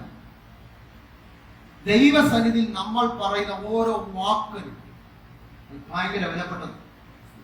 ബൈബിൾ പറയുന്നു, നിങ്ങൾ ഭൂമിയിൽ ഉച്ചരിക്കുന്ന ഏത് നിസ്സാര വാക്കിനും ന്യായവിധി ദിവസത്തിൽ കണക്ക് ബോധിപ്പിക്കേണ്ടി വരും. ഞാൻ ഈ വിഷയം എടുക്കാൻ വന്നല്ല, പക്ഷെ പരിശുദ്ധാത്മാ ശക്തമായി പറയുന്നു, ഇതിനകത്തിരിക്കുന്ന ചില വ്യക്തികൾ പറയുന്ന വാക്കുകൾക്ക് ഒരു മൂല്യത കൊടുക്കാറുണ്ട്. മനുഷ്യരോട് പറയുന്ന കാര്യമല്ല ഞാൻ പറഞ്ഞത്, ദൈവത്തോട് പറയുന്ന കാര്യങ്ങൾ അതൊരു വില കൽപ്പിക്കാറില്ല. ദൈവത്തോടാണ് പറഞ്ഞതെന്നുള്ള വില കൽപ്പിക്കാറില്ല. എടുത്ത ഉടമ്പടി അത് ദൈവത്തോടാണെന്ന് പോലുമുള്ള ആ ബോധ്യം വരുന്നില്ല. വർഷങ്ങൾക്ക് മുമ്പ് ഞാൻ ആ ബൈബിളിൽ ഒരു വാക്യം വായിച്ചപ്പോൾ ശലോമോന്റെ മുമ്പിൽ ദൈവം പ്രത്യക്ഷപ്പെട്ട ഭാഗ്യത്തെ കുറിച്ച് പറയുന്നു. ദൈവം 3 വട്ടം പ്രത്യക്ഷപ്പെട്ടു. അവൻ പക്ഷെ പാപം വെച്ച് അറിഞ്ഞില്ല. ഞാൻ അന്ന് വായിച്ചപ്പോൾ ഞാൻ ചിന്തിച്ചു, എന്തു മനുഷ്യനായിരുന്നു. ദൈവം തന്നെ വെളിപ്പെടുത്തി കൊടുത്തിട്ട് ചെയ്യണമെന്ന് പറഞ്ഞിട്ട് അവൻ ചെയ്തിരിക്കുകയാണ്. ആ സ്ഥാനത്ത് ഞാനോ മറ്റോ ആയിരുന്നെങ്കിൽ ദൈവമേ എന്തോ കൃപ പ്രാപിച്ചേനെ എന്ന് ഞാൻ അന്ന് ചിന്തിച്ചു. അന്ന് പക്ഷെ കാലങ്ങൾ കഴിഞ്ഞപ്പോൾ, വർഷങ്ങൾ പിന്നിട്ടപ്പോൾ, ആത്മീയ ജീവിതത്തിൽ നമ്മൾ കുറെ കൂടെ ആയി എന്ന് ഞാൻ വിചാരിച്ചപ്പോൾ എനിക്കത് വലിയ ഗൗരവമായി തോന്നിയില്ല. പിന്നെ ചെയ്യുന്നതായ പ്രവൃത്തികളിൽ ദൈവം ആഹ്വാനം ചെയ്തിട്ട് ഞാൻ അതിന് വില കൽപ്പിക്കാതെയായി. എന്നെ കൂടെ ഉണ്ടോ? നിങ്ങളുടെ എന്നെ കൂടെ ഉണ്ടോ? ഞാൻ പറയുന്നത് മനസ്സിലാവുന്നുണ്ടോ? ദൈവം പറയുന്ന കാര്യങ്ങൾക്ക് പോയി ഞാൻ വില കൽപ്പിക്കാതെയായി. അതിനകത്തുള്ള സീരിയസ്നെസ് പോയി, ആ ഗൗരവം മാറിപ്പോയി. ഗൗരവം മാറിപ്പോയപ്പോൾ ദൈവം പിന്നെ പ്രവർത്തിക്കാതെയായി. ഇന്ന് പകൽ ഞാൻ പറയാം, ഒരു മനുഷ്യനോട് ഒരു വ്യവഹാരം ഉണ്ടായാൽ അപേക്ഷിക്കാൻ ദൈവമുണ്ട്. ഒരു മനുഷ്യൻ ദൈവത്തോട് പാപം ചെയ്താൽ ഒരാരോടും ചോദിക്കാൻ പറ്റത്തില്ല. അതുകൊണ്ട് സഭയോട് ഞാൻ താക്കീത് എന്ന് പറയാം, ദൈവത്തോട് വല്ലതും പറഞ്ഞിട്ടുണ്ടെങ്കിൽ അത് അതിൻ്റെതായ നിലവാരത്തിൽ നമ്മൾ മുൻപോട്ട് കൊണ്ടുപോകണം. പിന്നെ എനിക്ക് ഒത്തിരി വർഷങ്ങളെടുത്തു അന്ന് റിക്കവർ ചെയ്യുന്ന പുറത്തു വരാൻ, പിന്നെയും പ്രാർത്ഥിച്ച് കയറാൻ. സ്തോത്രം, സ്തോത്രം. രഹസ്യത്തിലാകട്ടെ പരസ്യത്തിലാകട്ടെ പറയുന്ന വിഷയങ്ങൾക്ക് ഗൗരവം ഉണ്ടായിരിക്കണം.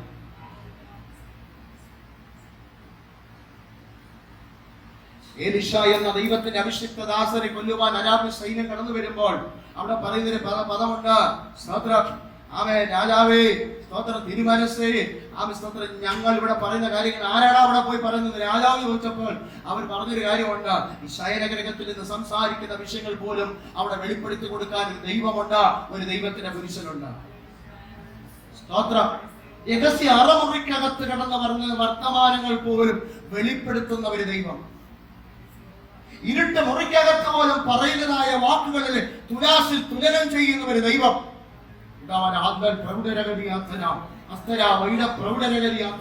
വാക്കുകളെ സൂക്ഷിക്കണമെന്ന് പരിശുദ്ധാത്മാവ് സഭയോട് ആഹ്വാനം ചെയ്യുന്നു. പറയുന്ന വാക്കുകളുടെ അടിസ്ഥാനത്തിൽ ദൈവം നിന്നെ തൂക്കി നോക്കുമ്പോൾ അതിനകത്ത് നീ പതറിപ്പോകാൻ ഇടവരുത്തരുത്. യോബ് നാവുകൊണ്ട് പാപം ചെയ്തില്ലെന്ന് വേദപുസ്തകം പറയുന്നു. അവന് പാപം ചെയ്യാൻ അനുവാദമില്ലാഞ്ഞിട്ടാണോ? അവനകത്തൊരു പ്രമാണം ഉണ്ടായിരുന്നു. ആശ്ചര്യമെന്ന് പറയട്ടെ, അവന്റെ കയ്യിൽ ന്യായപ്രമാണ പുസ്തകം ഇറങ്ങിയിട്ടില്ല. ചിലർ പറയുന്നത് മോശയ്ക്ക് മുമ്പും യോസഫിന് ശേഷമാണ് യോബ് ജീവിച്ചിരുന്നതാണ്. പ്രമാണം കിട്ടിയിട്ടില്ല കയ്യില്. ആദ്യത്തെ പുസ്തകമായി യോബ് എന്നൊക്കെ പറയുന്നു. അതൊന്നല്ല നമ്മുടെ വിഷയം. പ്രമാണം കയ്യിൽ കിട്ടാത്തവന് പോലും അകത്തൊരു പ്രമാണം ഉണ്ടായിരുന്നു. സ്തോത്രം. ദൈവമായി ബന്ധമുള്ളവരുടെ പ്രമാണം ഓട്ടോമാറ്റിക്കായിട്ട് അകത്ത് ഉണ്ടാകണം. സ്തോത്രം. ഹല്ലേലൂയ. സാത്താൻ പ്രതിയോഗിയാ. അവൻ കഴിയുമെങ്കിൽ വൃതന്മാരെ അവൻ തെറ്റിക്കുമെന്നാ വചനം പറയുന്നത്. അവന് ഭക്തന്മാരെ തെറ്റിക്കാൻ കഴിഞ്ഞെങ്കിൽ നമ്മളൊക്കെ തെറ്റിക്കാൻ എന്തോ വലിയ പ്രയാസം.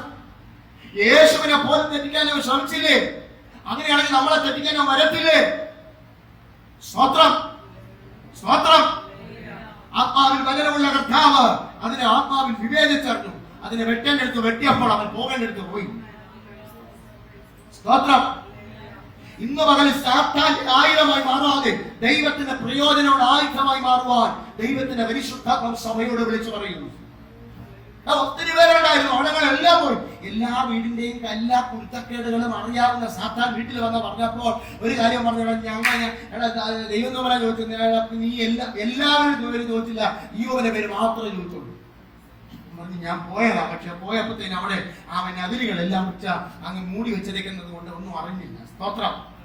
ഇപ്പോൾ ചിലതൊക്കെ അനുഭവിച്ചുകൊണ്ടിരിക്കുമ്പോൾ അവര് പോലും അറിയുന്നില്ല. ദൈവത്തിന്റെ കൃപയൊന്നുകൊണ്ട് മാത്രമാണ്. അവിടെ സമ്പത്ത് അനുഭവിക്കുമ്പോൾ അവൻ മറ്റുള്ള അവൻ അനുഗ്രഹങ്ങൾ നമ്മൾ അനുഭവിക്കുമ്പോൾ ഒരു കാര്യം ഓർത്തോണം.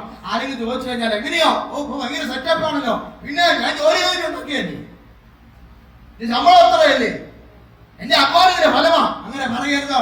ദൈവത്തിന്റെ കൃപയാണ്. ദൈവത്തിന്റെ കൃപയാണ്. ദൈവമാ തന്നത്. ദൈവത്തിന്റെ കൃപയോടുകൊണ്ട് മാത്രമാണ് ഞാൻ നിലനിൽക്കുന്നത്. സ്തോത്രം. സ്തോത്രം. ഒരു ഭക്തന്റെ നാവിൽ എപ്പോഴും സ്തോത്രം ഉണ്ടായിരിക്കണം. ഒരു ഭക്തന്റെ നാവിൽ എപ്പോഴും ദൈവത്തെ സ്തുതിക്കുന്നവനായിരിക്കണം. സ്തോത്രം. സ്തുതിക്കുന്നവന് അനർത്ഥകാലം വരുമ്പോൾ അത് നിന്നെ മൂടുപടമിടത്തില്ല. സ്തോത്രം. സ്തോത്രം. അതാണ്ടടാ വന്നു എല്ലാ ദിവസവും ഒന്ന് നിർത്തി നോക്കിയേച്ചാ പറയാ, യോവനെ മേലെ നിർത്തിവെച്ചോടാ, നമ്മുടെ മഴജാതി നസൽബദിന്റെ മേലെ നിർത്തിവെച്ചോടാ. അവൻ പറഞ്ഞു ഇറ്റയൊക്കെ വെച്ചു, പക്ഷെ വെച്ച് ചുറ്റിന് ഭയങ്കര ഒരു വേലി കണ്ടു, അതുകൊണ്ടാണ് ഞാൻ അങ്ങോട്ട് കയറാഞ്ഞത്. സ്തോത്രം. അപ്പൊ പറഞ്ഞു എന്നാ പിന്നെ അവൻ സ്തോത്രം കണ്ടോ, അവൻ എന്നെ ആരാധിക്കുന്ന കണ്ടോ, അവൻ എന്നെ മഹത്വപ്പെടുത്തുന്നത് കണ്ടോ. അപ്പോഴാ പറഞ്ഞു അതൊന്ന് വേലൊന്ന് പൊളിച്ചതാ, ബാക്കി കാര്യം തേച്ചു. സ്തോത്രം. അവൻ പറഞ്ഞു എന്നാ പിന്നെ ഞാൻ നിന്റെ കരുത്ത് തന്നിരിക്കാം, പക്ഷെ ഒരു കാര്യം സ്തോത്രം എന്തോ ചെയ്യരുതാ, അവനെ അല്ലല്ലോ ജീവനാണെന്നുള്ള ആദ്യം ഒന്നും പറഞ്ഞില്ല. 1-ാമത്തെ അധ്യായത്തിന്റെ 12-ാമത്തെ വാക്യം. യഹോവ സാത്താനോട് പറഞ്ഞു, ശരി, ഇയ്യോബിനുള്ളത് എന്തെല്ലാം ഉണ്ടോ അത് എന്തു വേണമെങ്കിലും ചെയ്തുകൊള്ളാം, പക്ഷേ അവന്റെ ശരീരം മാത്രം എന്ത് ചെയ്യരുത്. ഇവിടെ ഇല്ല. ആദ്യം ജീവനല്ല പറഞ്ഞേ, ആദ്യം എന്താ പറഞ്ഞേ, ശരീരത്തെ മാത്രം എന്ത് ചെയ്യരുത്, തൊടരുത്. ഒരു സ്തോത്രം പറഞ്ഞാൽ അപ്പൊ അതിനർത്ഥം എന്താ? ശരീരത്തിന് മേൽ ആർക്ക് അധികാരമുണ്ട്?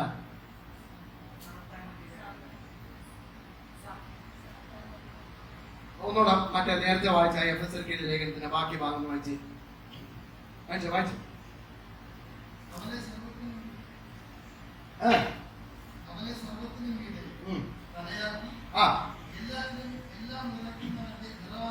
എഫെസ്യർക്കെഴുതിയ ലേഖനം വായിച്ചിട്ടുള്ളവർ മാത്രം ഒന്ന് സ്വന്തം ചെയ്തേ. നോക്കല്ലോ, ഞാൻ ചോദിക്കും അതുകൊണ്ടാണ് വരാമെന്ന് കാണാൻ പറ്റും.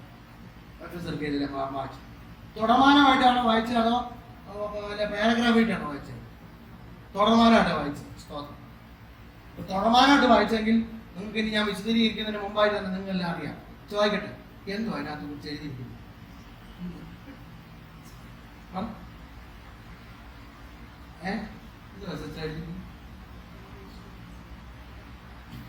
അതാ കുഴപ്പം. ഭാഷ ബൈബിളുണ്ട്, അത് വേണമെങ്കിൽ 10 പ്രാവശ്യം ഞാൻ വായിച്ച് കേൾപ്പിച്ചു തരാം. ഞാൻ ചോദിച്ച ബൈബിളിലുണ്ടെന്നുള്ളതല്ല, ബൈബിൾ ഇതിന്റെ അകത്തായോ എന്നുള്ളതാണ് ചോദിച്ചത്. ശരി, നമ്മുടെ കുഴപ്പം ഇതാണ്, നമുക്ക് ബൈബിളിലെ വാക്യങ്ങൾ അറിയാം. ഈ 2 തലമുണ്ട്. ഒന്ന്, വചനം കാണാതെ പഠിച്ച് പറയുന്നവരുണ്ട്, വചനം അകത്ത് കയറിട്ട് പറയുന്നവരുണ്ട്. വചനം അകത്ത് കയറിട്ട് പറയുന്നത് ജീവിക്കുമ്പോൾ, മറ്റത് കാണാതെ പറയുന്നത്. 1+1 എന്ന് പറഞ്ഞു കഴിഞ്ഞാൽ അറിയാം. ABC കഴിഞ്ഞാൽ എന്തോന്നും അറിയാം, അറിഞ്ഞിട്ടില്ലേ? അത് കാണാതെ പഠിച്ചതുകൊണ്ടാണോ? അതെ, മുമ്പ് കാണാതെ പഠിച്ചത്. പക്ഷെ ഇപ്പൊ കാണാതെ പഠിച്ചുകൊണ്ടാണോ പറഞ്ഞത്? ഇപ്പൊ കുറെ വർഷങ്ങൾ കഴിഞ്ഞപ്പോൾ അതെന്ത് ചെയ്തു? ഹൃദയത്തിനകത്തായി. വചനം നമ്മുടെ ഹൃദയത്തിനകത്തായാൽ, അതുകൊണ്ടാണ് ഇരമ്യാ പ്രവാചകൻ പറയുന്നത്. ഇരമ്യാ പ്രവാചകനെ ഏറ്റവും വലിയ വേദനയുള്ള പ്രവാചകൻ. സ്തോത്രം. അവൻ പറയാ, എടാ ഞാൻ ഈ ദൈവത്തിന് വേണ്ടി ഇത്രയൊക്കെ പ്രവചനങ്ങളൊക്കെ പറഞ്ഞിട്ട് ഈ രാജാവ് എന്നെ പിടിച്ചു കെട്ടി എന്നെ ഉപദ്രവിക്കുന്നതല്ലാതെ വേറെ ഒന്നും ചെയ്യുന്നില്ലല്ലോ. അപ്പോഴാ പറഞ്ഞത്, ഞാൻ ഇനി പ്രവചിക്കത്തില്ല, എനിക്ക് വയ്യ, ഈ വേല വയ്യാന്ന് പറഞ്ഞപ്പോ അടുത്ത വാക്ക് എഴുതി വെച്ചെന്താണെന്നറിയുമോ? എങ്കിലുമോ അവൻ നിന്റെ വചനം എന്റെ അസ്ഥികളിൽ ആളിക്കത്തുന്ന തീ പോലെ അത് പുറത്തു വരുന്നു. സ്തോത്രം, സ്തോത്രം. നല്ലൊരു പ്രവാചകനാകണമെങ്കിൽ ഒന്നാമത്തെ ക്വാളിറ്റി എന്താണെന്നറിയാമോ? വചനമകത്ത് വേണം. വചനം അറിയാവുന്നവന് പ്രവചനം പുറത്തു വരും. സ്തോത്രം. വചനത്തെ ഹൃദ്യസ്ഥമാക്കണം. കാണാതെ പഠിക്കുന്ന കാര്യത്തെ കുറിച്ചല്ല ഞാൻ ഈ പറഞ്ഞതാ. ഞാൻ നേരത്തെ പറഞ്ഞതാ. കാണാതെ പഠിക്കുന്നതിനെക്കാട്ടിലും അത് ജീവിതത്തിൽ പ്രാവർത്തികമാക്കുമ്പോഴാണ് അതിന് ശക്തി വെളിപ്പെട്ട് പുറത്തു വരുന്നത്. ഒരു സന്തോഷകരമായ വാർത്ത കേൾക്കുമ്പോൾ നിങ്ങളുടെ മുഖത്ത് ചിരി വരുന്നതിന് കാര്യം എന്താ? കാരണം എന്താ? നിങ്ങളുടെ അകത്ത് ഞാൻ പറഞ്ഞ വാക്ക് കൊണ്ടു ഒരു ദേഷ്യപ്പെടുത്തുന്ന ഒരു വാർത്ത ഞാനിപ്പം അവിടെ ഇരുന്ന് നമ്മുടെ മരുമകളെ ലാപ്ടോപ്പ് നോക്കിക്കൊണ്ടിരിക്കാം. ഞാൻ പറയുന്നത് എന്തോ അവിടെ വിളിച്ചോണ്ടിരിക്കുന്നത് വിലയോ നോക്കി പറഞ്ഞു കഴിഞ്ഞാൽ മരുമകളെ ഒരു നോട്ടം നോക്കും. 2 പേരെ വില പറഞ്ഞു കഴിഞ്ഞാൽ ആ അർത്ഥത്ത് മാറ്റി പിടിക്കും. പിന്നെ എനിക്കായിരിക്കും വരുന്നത്. എന്താ പ്രതികരിച്ചതെന്താ? മരുമകളെ ഞാൻ പറഞ്ഞ വാക്ക് ഉള്ളതുകൊണ്ട്. സ്തോത്രം. വാചകം അകത്ത് കയറുമ്പോൾ കൊള്ളും, പ്രതികരിക്കാൻ തുടങ്ങും. അതുപോലെ സൗഖ്യം വ്യാപരിക്കുന്നേ, വിടുതൽ വ്യാപരിക്കുന്നേ. വചനമകത്ത് കയറുമ്പോഴാ വിടുതൽ വ്യാപരിക്കുന്നേ. വചനമകത്ത് കയറുമ്പോഴാ സൗഖ്യം വ്യാപരിക്കുന്നേ. തളർന്ന് ശോഷിച്ചിരിക്കുന്ന എത്രയോ ജനങ്ങളുണ്ട്. ജനങ്ങളോട് ഇവിടെ തന്നെ നോക്കിയാൽ തളർന്ന് ശോഷിച്ചിരിക്കുന്ന എത്രയോ ജനങ്ങളുണ്ട്. ഒരു വചനമകത്ത് കയറുമ്പോൾ എന്തോ ഒരു ബലം ആണെന്തോ. ദൈവത്തിന്റെ വചനമാണ് നമ്മളെ എന്തോ ചെയ്തേ, ചൈതന്യം വന്നു. ദൈവത്തിന്റെ വചനം ഇരുവായ്ത്തല്ല ഏത് വാളിനേക്കാളും മൂർച്ചയേതനും പ്രാണൻ ആത്മാവിൽ സന്ധിവചനങ്ങൾ വേർപിടിവിക്കുന്നവരെ തുളച്ചു തീർന്നത് ഹൃദയങ്ങളെയും ചിന്തനകളെയും വിവേചിച്ചറിയുന്നതുമാകുകയാണ്. കണ്ടോ? അപ്പൊ വചനത്തിന് എന്തോ ചെയ്യാൻ കഴിയും? നിങ്ങളുടെ മനസ്സിനകത്ത് കയറാൻ പറ്റും. ഞാൻ വചനം അയച്ചു നിങ്ങളെ വിടുവിക്കുമെന്നാ പറഞ്ഞിരിക്കുന്നത്. കഥാധിപൻ പറഞ്ഞു, എന്റെ ബാല്യക്കാരൻ സുഖമില്ലാതിരിക്കുന്നു, എന്റെ ബാല്യക്കാരൻ പ്രാർത്ഥിക്കണം. അപ്പൊ മൂപ്പര് പറഞ്ഞു, ഞാൻ വരാം. പറഞ്ഞു, വരണ്ട, ഇവിടെ നിന്നോട് പറഞ്ഞാൽ മതി. ഇവിടെ നിന്നോട് പറഞ്ഞു കഴിഞ്ഞാൽ എന്റെ ബാല്യക്കാരൻ സൗഖ്യമാകുമെന്ന് എനിക്ക് വിശ്വാസമുണ്ട്. കൊള്ളാമല്ല, ഇസ്രായേലിന് ഇതുപോലത്തെ ഒരു വിശ്വാസങ്ങളില്ലല്ലോ. എന്നാ പൊക്കോ, നീ പറഞ്ഞതുപോലെ തന്നെ നടക്കും. സ്തോത്രം. അവിടെ ആരും കാണും. വീട്ടിൽ ചെന്നപ്പോഴത്തേക്ക് ബാല്യക്കാരൻ ഞങ്ങൾ എഴുന്നേറ്റ് നിന്ന് പൈനാപ്പിൾ ജ്യൂസും ചോറും വെച്ചോണ്ടിരിക്കുന്നു.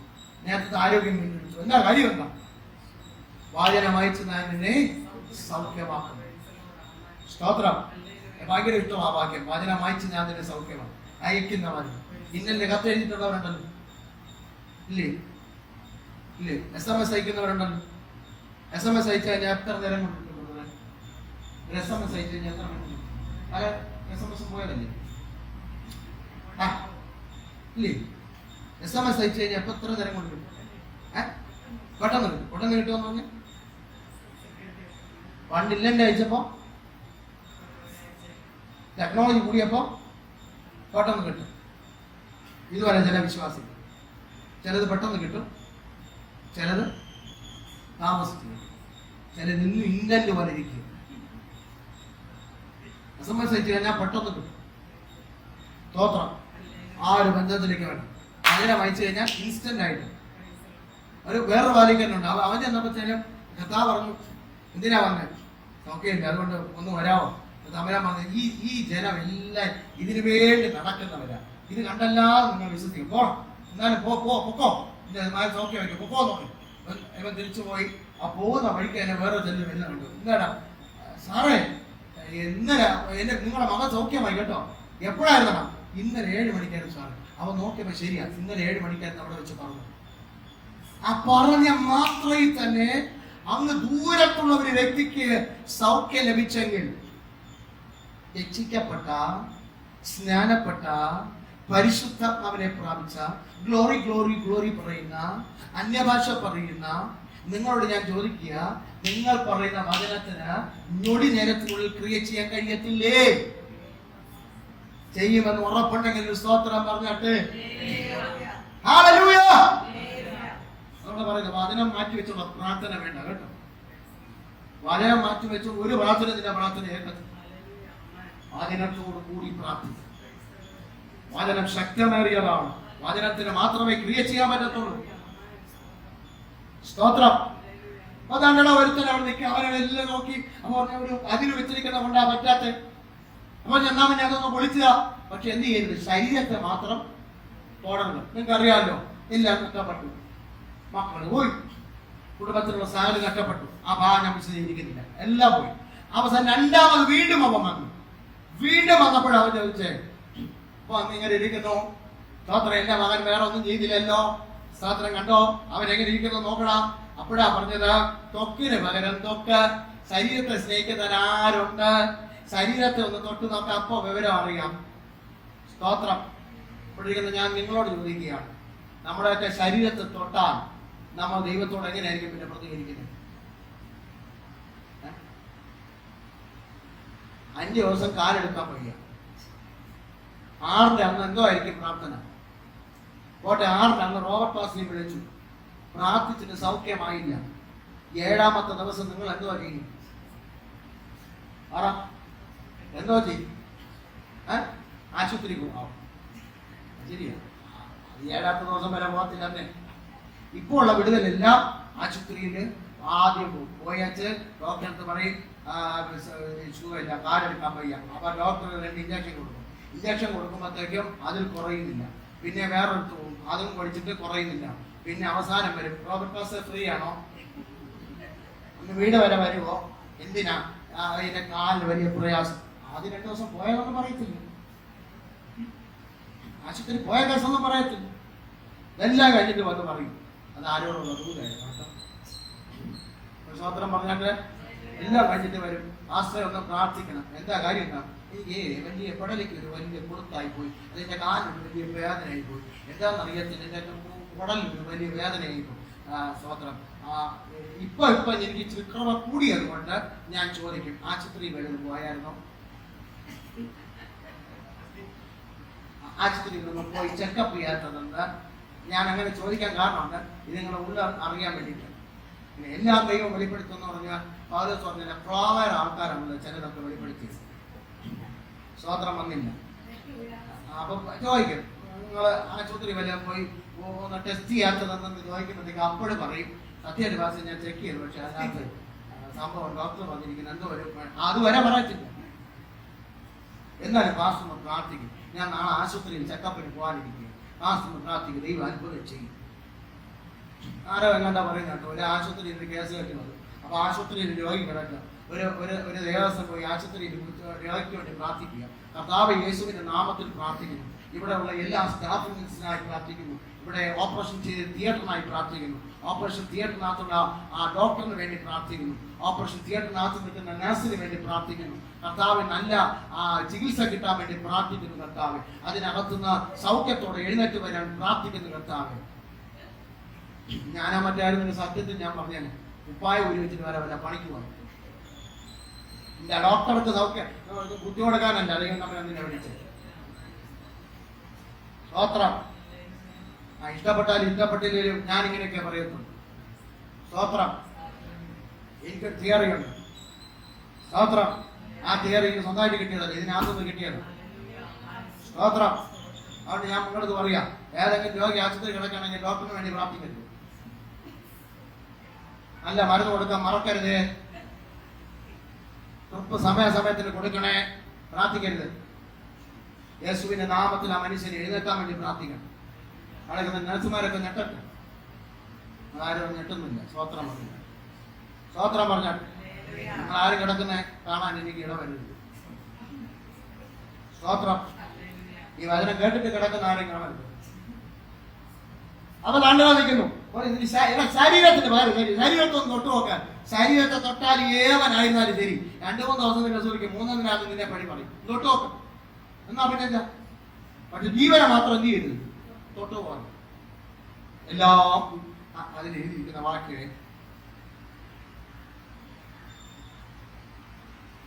2-ാം അധ്യായത്തിലോട്ട് വരാം. ഒരു സ്വോത്രം പറഞ്ഞാട്ടെ. എല്ലാവരും സ്വോത്രം പറഞ്ഞാട്ടെ.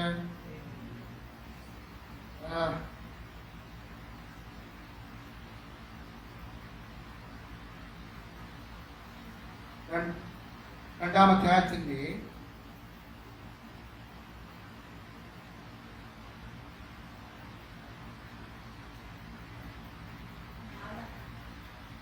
18-ാമത്തെ വാക്യം വായിച്ചു. 19-ാമത്തെ വാക്യം.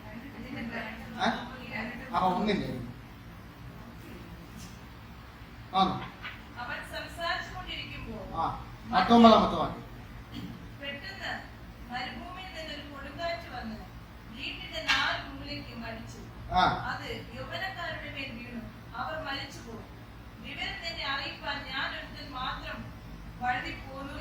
അത് വായിക്കാം. അത് നിൽക്കട്ടെ. അതിനു മുമ്പ് 2:7 ഒന്ന് വായിച്ച്. 2:7 ആണോ?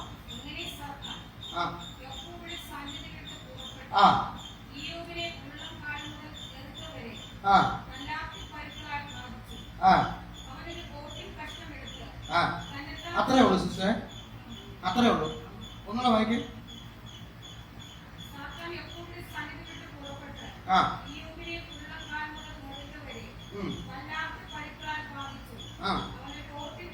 അത്രേ ഉള്ളൂ. ഇങ്ങോട്ട് കേട്ടു. അനന്തരം സാത്താൻ ഇയ്യോബിനോട് ഈ യഹോവയുടെ മുമ്പിൽ നിന്ന് പോവുകയും ഇയ്യോബിന് വേദനാജനകമായ വ്രണങ്ങൾ നൽകുകയും ചെയ്തു. വ്രണങ്ങൾ നൽകുകയും ചെയ്തു. അപ്പൊ ആരാ ഈ വ്രണം കൊടുത്തേ? സാത്താൻ കൊടുത്തു. സ്തോത്രം. ഇയ്യോബിന്റെ പാദം മുതൽ തലയുടെ മുകളറ്റം വരെയായിരുന്നു വ്രണങ്ങൾ. ഇവിടെ ശ്രദ്ധിക്കും. ഇയ്യോബിന്റെ പാദം എവിടെ? അടിഭാഗം മുതൽ ഉച്ചം തല വരെ. എന്റെ എന്തുവായിരിക്കും സ്ഥിതി എന്ന് വെച്ചാൽ ഇവിടെയും ഒരെണ്ണം, ഇവിടെ ഒരു കുരു ഒന്നല്ല, ഇവിടം തുടങ്ങി ശരീരത്തിൽ എല്ലായിടത്തും കുരു, വ്രണങ്ങൾ. സ്തോത്രം. വരെ വ്രണങ്ങൾ. അതിനാൽ ഇയ്യോബ് ചപ്പു ചവർ കൂമ്പാരത്തിനിടയിലിരുന്നു. അതതിനകത്തില്ല. ഇംഗ്ലീഷ് ബൈബിളിനകത്തുണ്ട്. ചപ്പു ചവർ കൂമ്പാരത്തിനിടയിലിരുന്നു. ചവറിടുന്ന വേസ്റ്റിനിടയിലിരുന്നു. അതായത് നിങ്ങൾ പോകുമ്പോൾ നോക്കിയിട്ട് പോകണ്ട, അടുത്ത ആഴ്ച ഇവിടെ വരത്തില്ല. ഇതിന്റെ ഈ മധുക്കെട്ടിന്റെ അപ്പുറത്ത് ഞങ്ങളുടെ വേസ്റ്റ് ചവിട്ടുന്ന ഒരു സ്ഥലമുണ്ട്, തട്ടുന്ന ഒരു സ്ഥലമുണ്ട്. അവിടെ നിങ്ങൾ കണ്ടാൽ ഇന്ന് നിങ്ങൾ ആരും കഞ്ഞി കുടിക്കത്തില്ല. അത് വേസ്റ്റ് ചവിട്ട് തള്ളിയിടുന്ന സ്ഥലമാണ്. അപ്പോ എനിക്കാ വ്രണം വന്നതെങ്കിൽ ഞാൻ നേരെ ചെന്ന് റൂമും പൊട്ടി ഇരുന്നല്ല, നേരെ ചെന്ന് ചപ്പുചവർ ഇടുന്ന സ്ഥലത്ത് ചെന്നിരുന്നു. ശ്രദ്ധിക്കണം. നിങ്ങളെല്ലാവരും ഇവിടെ ഇരിക്കണം. സ്വോത്രം പറഞ്ഞു. ശരീരത്തിൽ എന്തുണ്ട്? വ്രണം വന്നിട്ടുള്ളവരാരും ഉണ്ടോ? അപ്പൊ ഇപ്പൊ പറയും സാധാരണ തൊടുമെന്ന് പറയുന്നുണ്ട്. വ്രണം വന്നിട്ടില്ല. വ്രണം അറിയാതെ വന്നിട്ടുള്ളവരില്ലേ? ചിക്കൻ ബോസ് ആയിരിക്കും വന്നിട്ടില്ലേ? ദൈവത്തെ അറിയുന്നതിന് മുമ്പ് വന്നിട്ടുള്ളവരാരും ഇല്ലേ? എനിക്ക് അറിഞ്ഞിട്ട് വന്നിട്ടുള്ള മുമ്പ് വന്നിട്ടില്ല. വല്ല വന്നിട്ടില്ലേ? അതിന് ഞാൻ ഇരിക്കുന്ന പേര് പരിജ്ഞാനം കുറവാണ്. ഇത്രേ ഉള്ളൂ. അവാമൂട്ടെ. അപ്പം അതില്ലേ? വന്നിട്ടുണ്ട്. ആശുപത്രി പോയി ഇഞ്ചക്ഷൻ എടുത്ത് പഴുപ്പെല്ലാം ഞെക്കിക്കളഞ്ഞ ആൾക്കാരില്ലേ? ഉണ്ട്. ഈ പഴുപ്പുള്ള ആള് ആരെങ്കിലും പോയി പുറം ഭരിക്കുന്ന അടുത്ത് പോയിരിക്കുമോ? ഈച്ച മൊത്തുന്ന സ്ഥലത്ത് പോയിരിക്കുമോ? ചപ്പ് ചവറിനകത്ത് ആരുണ്ടെന്നാ പറഞ്ഞു. ഈച്ച വരും, കൊതുകുണ്ട്, പുഴുക്കളുണ്ട്, എല്ലാ അവിടെ ചെന്ന് ആരിരുന്നു മാത്രം. ബെസ്റ്റ് നല്ല കണ്ടീഷൻ. അല്ലെങ്കിൽ ശരീരത്തിൽ എല്ലാം ഒരു കണ്ടീഷനായിട്ട് ഇരിക്കുക. അന്റെ കുട്ടത്തിൽ എവിടെ പോയിരുന്നു? ചപ്പോ അവർ ഇരുന്ന സ്ഥലത്ത് പോയിരുന്നു. ഇരുന്നപ്പത്തേന് ഇതുങ്ങൾ വിടുവോ? മണം അടിച്ചു. ഞാൻ ഇടയ്ക്ക് ഒരു ദിവസം ചായ എനിക്ക് ഭാര്യ തന്നു, പഞ്ചസാര ഇട്ടിട്ട് ചായ ഞാൻ എടുത്ത് മുറിക്കകത്ത് പ്രാർത്ഥന മുറിക്കകത്ത് കൊണ്ട് വെച്ചു, ടേബിളിന്റെ മണ്ടയ്ക്കോട്ട് വെച്ചു. പ്രാർത്ഥന ചായ ഇരുന്നു പ്രാർത്ഥിച്ചുകൊണ്ടിരിക്കുക. പ്രാർത്ഥന കഴിഞ്ഞാൽ ചായ കുടിച്ചു വെച്ച് ഞാൻ ആ പായത്തിൽ ഇരുന്നു. ചായ എടുത്തിട്ട് ഇതുപോലെ ഇത്ര വലിച്ചേ ഉള്ളൂ, ഇതിന്റെ മണ്ടയ്ക്കോട്ട് വെച്ചു. ഞാൻ ഇരുന്നപ്പോഴത്തേക്കും ചുവരിന്റെ അവിടെ നിന്ന് കുമാരമായി കുറെ ഉറുമ്പുകൾ കിടന്നു. ഇവിടെ നിന്ന് വരുന്നു. ഇത്ര പെട്ടെന്ന് ഇത്രയും സൈന്യവും കൊണ്ട് യഹോവയെ കാവലെന്ന് സൈന്യത്തോടെ അവർ ഇരുന്നുകൊണ്ടിരിക്കുന്നു. കുമാരമായി ഒന്നിനെ പറഞ്ഞാൽ ഒന്നെന്നും പറഞ്ഞു കടന്നു വന്ന് ഞാൻ നോക്കുമ്പോൾ നേരെ വരുന്ന ഗ്ലാസിന്റെ മണ്ടയ്ക്കോട്ട് കയറാൻ വേണ്ടി വരിക. ഞാൻ ആ ഗ്ലാസ് എടുത്ത് മാറ്റി ഈ ഉറുമ്പിനെ അങ്ങ് പായിപ്പിച്ചിട്ടുണ്ട്. ഇതിന്റെ മണം അടിച്ചിട്ട് പിന്നെയും വന്നുകൊണ്ടിരിക്കും. അപ്പോഴായിരിക്കും മനസ്സിലായി കുമാരായിട്ട് വന്ന് തിന്നാന്നറിയാമോ? ചായക്കകത്ത് എടുത്ത പഞ്ചസാരയുടെ മണം അടിച്ച ചായ പിടിക്കാൻ വേണ്ടി വന്നതാണ്. മനസ്സിലാകും എന്ന് പറഞ്ഞാൽ ഈ ഇത്താലി സ്ഥലങ്ങളിൽ കൊണ്ട് ഇരുത്തിയാൽ ഈ പുഴുക്കളെല്ലാം വിടുവോ? ഉറുമ്പെല്ലാം വിടുവോ? വിടത്തില്ല. ഇതങ്ങളെല്ലാം കൂടെ എന്ത് ചെയ്യും? വന്നൊരു നല്ല കണ്ടീഷനാക്കി വിടും. അല്ലെ പുറം ബാധിച്ചിരുന്നവൻ അവൻ സ്തോത്രം ശരീരത്തിൽ എത്തുവാരി തേച്ചു കൂടി വരെ തേച്ചു അവിടെ അങ്ങോട്ട് ഇരുന്നു. സ്തോത്രം അവൻ ഇരുന്നു. അതിനാൽ തപ്പുചവൽ കുമ്പാരത്തിനിടെ ഇരുന്നു. ഓട്ടിൻ കഷണങ്ങൾ കൊണ്ട് അയാൾ തന്റെ വ്രണങ്ങൾ ചൊറിഞ്ഞു. ഒരു സ്തോത്രം പറഞ്ഞാട്ടെ. അതുകൊണ്ട് ഇവിടെ ഇരിക്കുന്നവർ പറയണം, ഈ ചിലരൊക്കെ പറയുന്നത് ആശ്രയ ഞാൻ അനുഭവിച്ച കഷ്ടം പോലെ വരെ ആരും അനുഭവിച്ചിട്ടില്ല. ഇന്നവരെ ലോകത്തിൽ ആരും അനുഭവിക്കുന്ന കഷ്ടമോ എന്റെ ജീവിതം. ഞാൻ അപ്പോൾ പറയും, നിങ്ങളുടെ കട്ട് വേറെ എത്രയോ പേര് നല്ല കഷ്ടം അനുഭവിച്ചിട്ടുണ്ട്. നമ്മൾ തുടങ്ങിയതല്ലോ ഇവിടെ നേരത്തേക്കുള്ള ലഘുവായ ഘട്ടം. അരഘട്ടം കഷ്ടം അനുഭവിച്ചിട്ട് വേറെ ഒത്തിരി എണ്ണം കിടക്കും. ഇവിടെ ഭയങ്കര ഘട്ടത്തോലിരിക്കുകയാണ്. ഞാൻ പറയാം, യോബനെ വരെ ഘട്ടം അനുഭവിച്ചവർ ആരും ഇന്നേ വരെ ഇല്ല. പിന്നെ യേശു തമ്പുരാനെ വരെ ഘട്ടം അനുഭവിച്ചാൽ ലോകത്തിന് വരാനും കാര്യങ്ങൾ ഉയർത്തി ഉറങ്ങുന്നവരെല്ലാം സ്വാതന്ത്ര്യമാക്കും. ആരുമില്ല. ശ്രദ്ധയോടെ ഇരിക്കുന്നതിനായി സ്വാതന്ത്ര്യം. എല്ലാവരും സ്വാതന്ത്ര്യമാക്കാൻ ഓട്ടം കക്ഷണത്തെ ചൊറഞ്ഞുകൊണ്ടിരിക്കുക. ഇനി അത് പോട്ടെ, അതിന് മുമ്പത്തെ ഒരു വാക്യമുണ്ട്, അതൊന്ന് വായിക്കാം. എന്തുവാണ്? സ്വോത്രം സോറി നേരത്തെ പറഞ്ഞ 19ാമത്തെ വാക്യം 1:19 വായിച്ചു.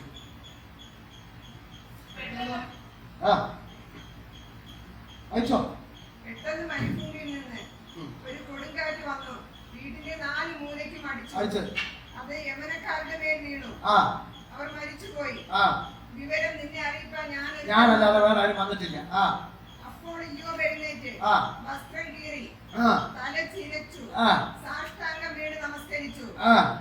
നഗ്നനായി ഞാൻ എന്റെ അമ്മയുടെ ഗർഭത്തിൽ നിന്ന് പുറപ്പെട്ടു വന്നു, നഗ്നനായി തന്നെ മടങ്ങിപ്പോകും. യഹോവ തന്നു, യഹോവ എടുത്തു, യഹോവയുടെ നാമം പറഞ്ഞാട്ടെ. എന്താ പറഞ്ഞെന്നറിയാം? എന്തോ ഞാനറിയാം, എല്ലാം പോയി. സത്യമാണ്. ഞാൻ ചോദിക്കട്ടെ, അങ്ങനെ വരത്തില്ല, ഒരിക്കലും വരത്തില്ല. എന്നാൽ ഉദാഹരണം പറയാം, നമ്മളൊക്കെ മക്കൾ ഒരു ദിവസം കൊണ്ട് എല്ലാം നശിച്ചു പോയി കഴിഞ്ഞാൽ നമ്മൾ അമ്മേരെന്ന് പറയും. ഇയ്യോബ് എന്ന് പറയുന്നവനെ ദൈവ വിശ്വാസിയുടെ നിലനിൽക്കുന്നവനാണ്. ഒരു ദൈവ പൈതലിന് വരുന്ന ഘട്ടത്തെ കുറിച്ചാണ് പറയുന്നത്. അല്ല കണ്ടത് മറ്റൊന്നും കിടക്കുന്ന അവന്റെ ഘട്ടത്തെ കുറിച്ചല്ല ഇവിടെ പറയുന്നത്. ഒരു ദൈവ പൈതലുണ്ടാകുന്ന ഘട്ടതയുടെ നടുവിൽ ദൈവം പിടിപ്പിച്ചെടുക്കുന്ന വിധങ്ങളെ കുറിച്ചാണ് പറയുന്നത്. ഇപ്പൊ ദൈവത്തിന് കഷ്ടതയില്ലെന്ന് പറയുന്നത്, ദൈവത്തിന് കഷ്ടത ഉണ്ടാകും. നാം അനേക ഘട്ടങ്ങളിൽ കൂടെ ദൈവരാജ്യത്തെ അവകാശമാക്കണമെന്നാണ് വചനം പറയുന്നത്. കട്ടതയില്ലാത്ത ഷോർട്ട് കട്ടിലൂടെ ദൈവരാജ്യത്തിൽ ആരെങ്കിലും പോകാൻ താല്പര്യമുണ്ടെങ്കിൽ ഒരു വഴിയുമില്ല. കട്ടത ഇല്ലാതെ പോകാൻ പറ്റത്തില്ല. സ്തോത്രം. കട്ടത എന്ന മുഖത്തെ നാം എടുത്തേ പറ്റത്തുള്ളൂ. ഇവിടെ ശ്രദ്ധിക്കണം. ഇവ പറഞ്ഞ പദം എന്താണെന്നറിയോ? സ്വന്തം മക്കള് പോയി, സമ്പത്ത് പോയി. സുരഭരത ഞാൻ ചോദിക്കുക, നിങ്ങളുടെ ബിസിനസ് എല്ലാം പൊട്ടി, പോലീസായി, എല്ലാം പോയി, വീടും പോയി, എല്ലാം പോയി, മക്കളും 4 ചുറ്റിൽ പോയി. എന്തോ ചെയ്യും? അപ്പൊ തന്നെ ഇരിക്കുന്ന ഇരിപ്പ് കണ്ടപ്പോ മനസ്സിലായി എന്തോ ചെയ്യും. എന്തോ ചെയ്യും? നിങ്ങൾ വരുമോ പ്രാർത്ഥിക്കാൻ? വരും. പറയും, ഞാൻ ആ ചർച്ചിൽ പോയതിനു ശേഷം ഇത്രയും പ്രശ്നമായി, അങ്ങനെ പ്രാർത്ഥിച്ചതിന് ശേഷം ഇത്രയും പറയാൻ പറ്റുമോ? ഇല്ലേ? പറയത്തില്ലേ? പറയത്തില്ലേന്ന് പറയും. കാരണം ഈ കട്ടതയുടെ നടുവിൽ ഞാൻ വന്ന് ആസ്വദിച്ചു കഴിഞ്ഞാൽ തുറന്ന് പേര് പിന്നെ സംസാരിക്കരുത്. ഓട്ടെ ഓട്ടെ ഓട്ടെ ഓട്ടെ, എല്ലാം ശരിയാവും, എല്ലാം ശരിയാവും. ഇതുവരെ ശരിയാക്കിയാൽ ഇനി മതി ശരിയാക്കിയാൽ. അല്ലേ അല്ലേ? ഇവൻ ചെയ്ത് നമുക്കൊന്ന് വായിക്കാം. ഞാൻ വായിക്കാം, നിങ്ങളാരും വായിക്കും. വേറെ തരത്തിൽ ഇത് കേട്ട ഉടനെ ഇയ്യോബ് തന്റെ മനോവിഷമം അറിയിക്കാൻ വസ്ത്രങ്ങൾ വലിച്ചു കയറുകയും തല മുഖനം ചെയ്യുകയും ചെയ്തു. അനന്തരം അവൻ തറയിൽ നമസ്കരിച്ച ദൈവത്തെ ആരാധിച്ചു. പൊന്നേ, പിന്നെ സമ്മതിക്കണം കേട്ടോ. നമുക്കൊന്ന് ആരാധന വരും എപ്പോഴും. യേശു നല്ലവൻ, അവൻ വല്ലവൻ, അവൻ ദയയോ എന്നും. അപ്പോഴായിരിക്കും പാസ് ഇങ്ങനെ മോനെ ഇങ്ങനെ കാണിക്കും. നമ്മൾ ശ്രദ്ധിച്ചോളൂ, ഇങ്ങനെ കാണിച്ചു കഴിഞ്ഞാൽ ടെമ്പോ രണ്ടെണ്ണം കൂട്ടാൻ, ഇങ്ങനെ കൂട്ടാൻ. അപ്പം നല്ലവൻ ടെമ്പോ കൂട്ടി, അവൻ നല്ലവൻ, അവൻ ദയയോ എന്നും. യേശു നല്ലവൻ, അവൻ യേശു നല്ലവൻ, യേശു നല്ലവൻ. ആരാധന വെളിപ്പെട്ടു, നമുക്ക് വെളിപ്പെട്ട ആരാധന. ഇവിടെ എല്ലാം നഷ്ടപ്പെട്ടപ്പോഴേ അവൻ ആരാധന വന്നു.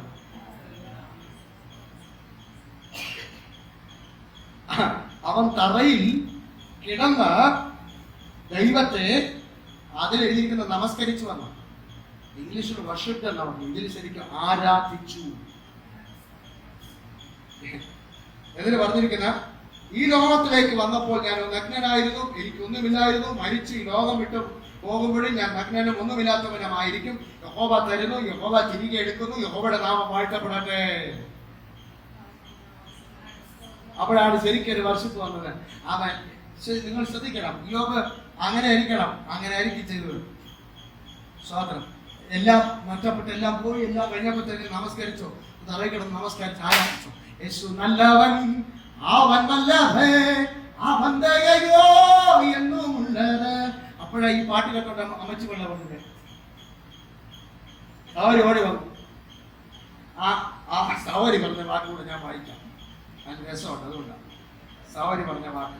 സവാരിമാരെ കേട്ടോണ്ട്, ചില സവാരിമാരുടെ ആറാൻ പറ്റ വാക്ക് കേട്ടാൽ ചിലതൊക്കെ ഓടിപ്പോണെന്ന് പണ്ടേ തോന്നും കേട്ടോ. ഈ സ്ഥാപിച്ചിട്ട് 9-ാമത്തെ വാക്യം. ഇയ്യോബിന്റെ പത്നി ഭാര്യ അയാളോട് പറഞ്ഞു, അങ്ങിപ്പോഴും ദൈവത്തിൽ വിശ്വസിക്കുന്നുവോ? ഇപ്പോഴും ദൈവത്തിൽ വിശ്വസിക്കുന്നു. കഷ്ടത വന്നപ്പോഴും ദൈവത്തിൽ വിശ്വസിക്കുന്നുണ്ടോ? എന്തുകൊണ്ട് ദൈവത്തെ ശപിച്ചിട്ട് മരിച്ചുകൂടാ? നിങ്ങൾ കേട്ടില്ല. എന്തുകൊണ്ട് ദൈവത്തെ ശപിച്ചിട്ട് നിനക്കൊന്ന് മരിച്ചാൽ പോയി അവിടെ ഇരിക്കുന്നത്? അവള് പറഞ്ഞു, നിങ്ങൾക്ക് അങ്ങ് ശപിച്ചിട്ട് നിങ്ങൾക്ക് മരിച്ചുകൂടെയാണ്. അപ്പൊ ഞാൻ വേറെ നിങ്ങൾക്ക് ശപിച്ചിട്ട് മരിച്ചുകൂടെ? സ്തോത്രം. നല്ല വാർത്തയാണോ കേട്ടെ? ചിലർക്ക് ആരാധിക്കാതിരിക്കും. എനിക്ക് ചില പിള്ളാൻ ഇപ്പോഴാണ് വേറെ നേരെ ചില ഭാര്യമാരെ ആരാധിക്കുമ്പോൾ ചില ഭർത്താക്കൾ നിനക്ക് എപ്പോഴും ആരാധനയോട് ഇപ്പോഴാണ് ആരാധിക്കുന്നത്. ഇറങ്ങി ഇപ്പോഴും ഇല്ല.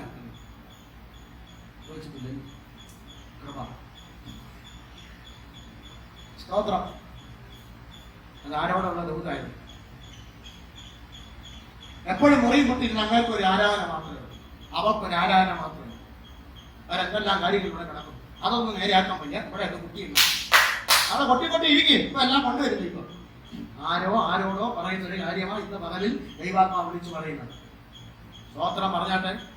പുറത്തുള്ള കാര്യമില്ല, ഇതിനകത്തുള്ള കാര്യം തന്നെയാ പറയുന്നത്. ഒരു സ്തോത്രം പറഞ്ഞാട്ടെ. സ്തോത്രം. ദൈവത്തെ ആരാധിക്കുന്നതിന് ഒരിക്കലും നഷ്ടപരത്തില്ല കേട്ടോ. ദൈവസന്നിധി സമയം ചെലവഴിച്ചതിന് ഒരിക്കലും നഷ്ടപരത്തില്ല കേട്ടോ. ദൈവം കുറിച്ചു വെച്ച് മറുപടി തരുന്ന ദൈവമാണ്. സ്തോത്രം. ഇയ്യോബ് തന്റെ ഭാര്യയോട് പറഞ്ഞു, നീ ഒരു ദുഷ്ട സ്ത്രീയെ പോലെ സംസാരിക്കുന്നു. നമ്മളാ മറ്റും പറയണം, ഞാനാ മറ്റും മീനെടുത്ത് പറയണം, എടി നീ ഒരു ദുഷ്ട സ്ത്രീയെ പോലെ സംസാരിക്കരുത് കേട്ടോ. അപ്പൊ അവള് പറയും, ഇതുവരെ ഇല്ലാത്തൊരു വാക്കാ നിങ്ങളുടെ നാം നിന്ന് കേട്ടത്. ഞാൻ ദുഷ്ട സ്ത്രീയാണോ? ഞാനെന്നാ ദുഷ്ട സ്ത്രീയായത്?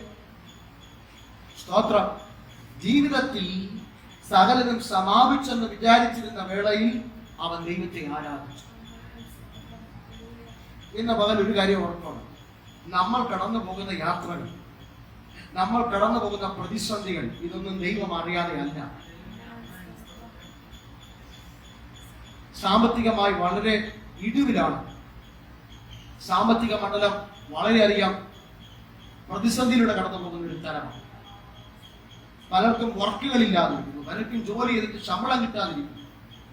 ബൈബിളിൽ പറയുന്നുണ്ട് ഇനി മനുഷ്യർക്ക് ജോലി ചെയ്യാൻ പറ്റാത്തൊരു കാലം വരുന്നുണ്ട്. സ്തോത്രം. ലോകം പോകുന്ന പോക്ക് നോക്കി കഴിഞ്ഞാൽ എങ്ങോട്ടാണെന്ന് നമുക്കൊന്നും അറിയത്തില്ല. പക്ഷെ ഒരു കാര്യം, ദൈവത്തിൽ ആശ്രയിക്കുന്നവനെ ദൈവം ഒരു നാൾ കൈവിടത്തില്ല. അവൻ പോറ്റി പുലർത്തുമെന്നുള്ള കാര്യം 100% ഉറപ്പാണ്. ദൈവം ചില കാക്കുകളെ ദൈവം നിയോഗിച്ചാക്കിയിട്ടുണ്ടെങ്കിൽ അതിന്റെ ഭവനത്തിനകത്ത് തക്ക സമയത്ത് എത്തിയിരിക്കും. സ്തോത്രം. ബാലസിംഹങ്ങൾ ഇരകിട്ടാതെ വിശന്നിരിക്കും. യഹോവയെ അന്വേഷിക്കുന്നവർക്ക് ഒരു നന്മയ്ക്ക് മുടക്കം വരുത്താത്ത ദൈവം. സ്തോത്രം. നിന്റെ ജീവിതത്തിനകത്ത് നീ കടന്നു പോകുന്ന വഴികളെ ദൈവം നന്നായി അറിയുന്നു.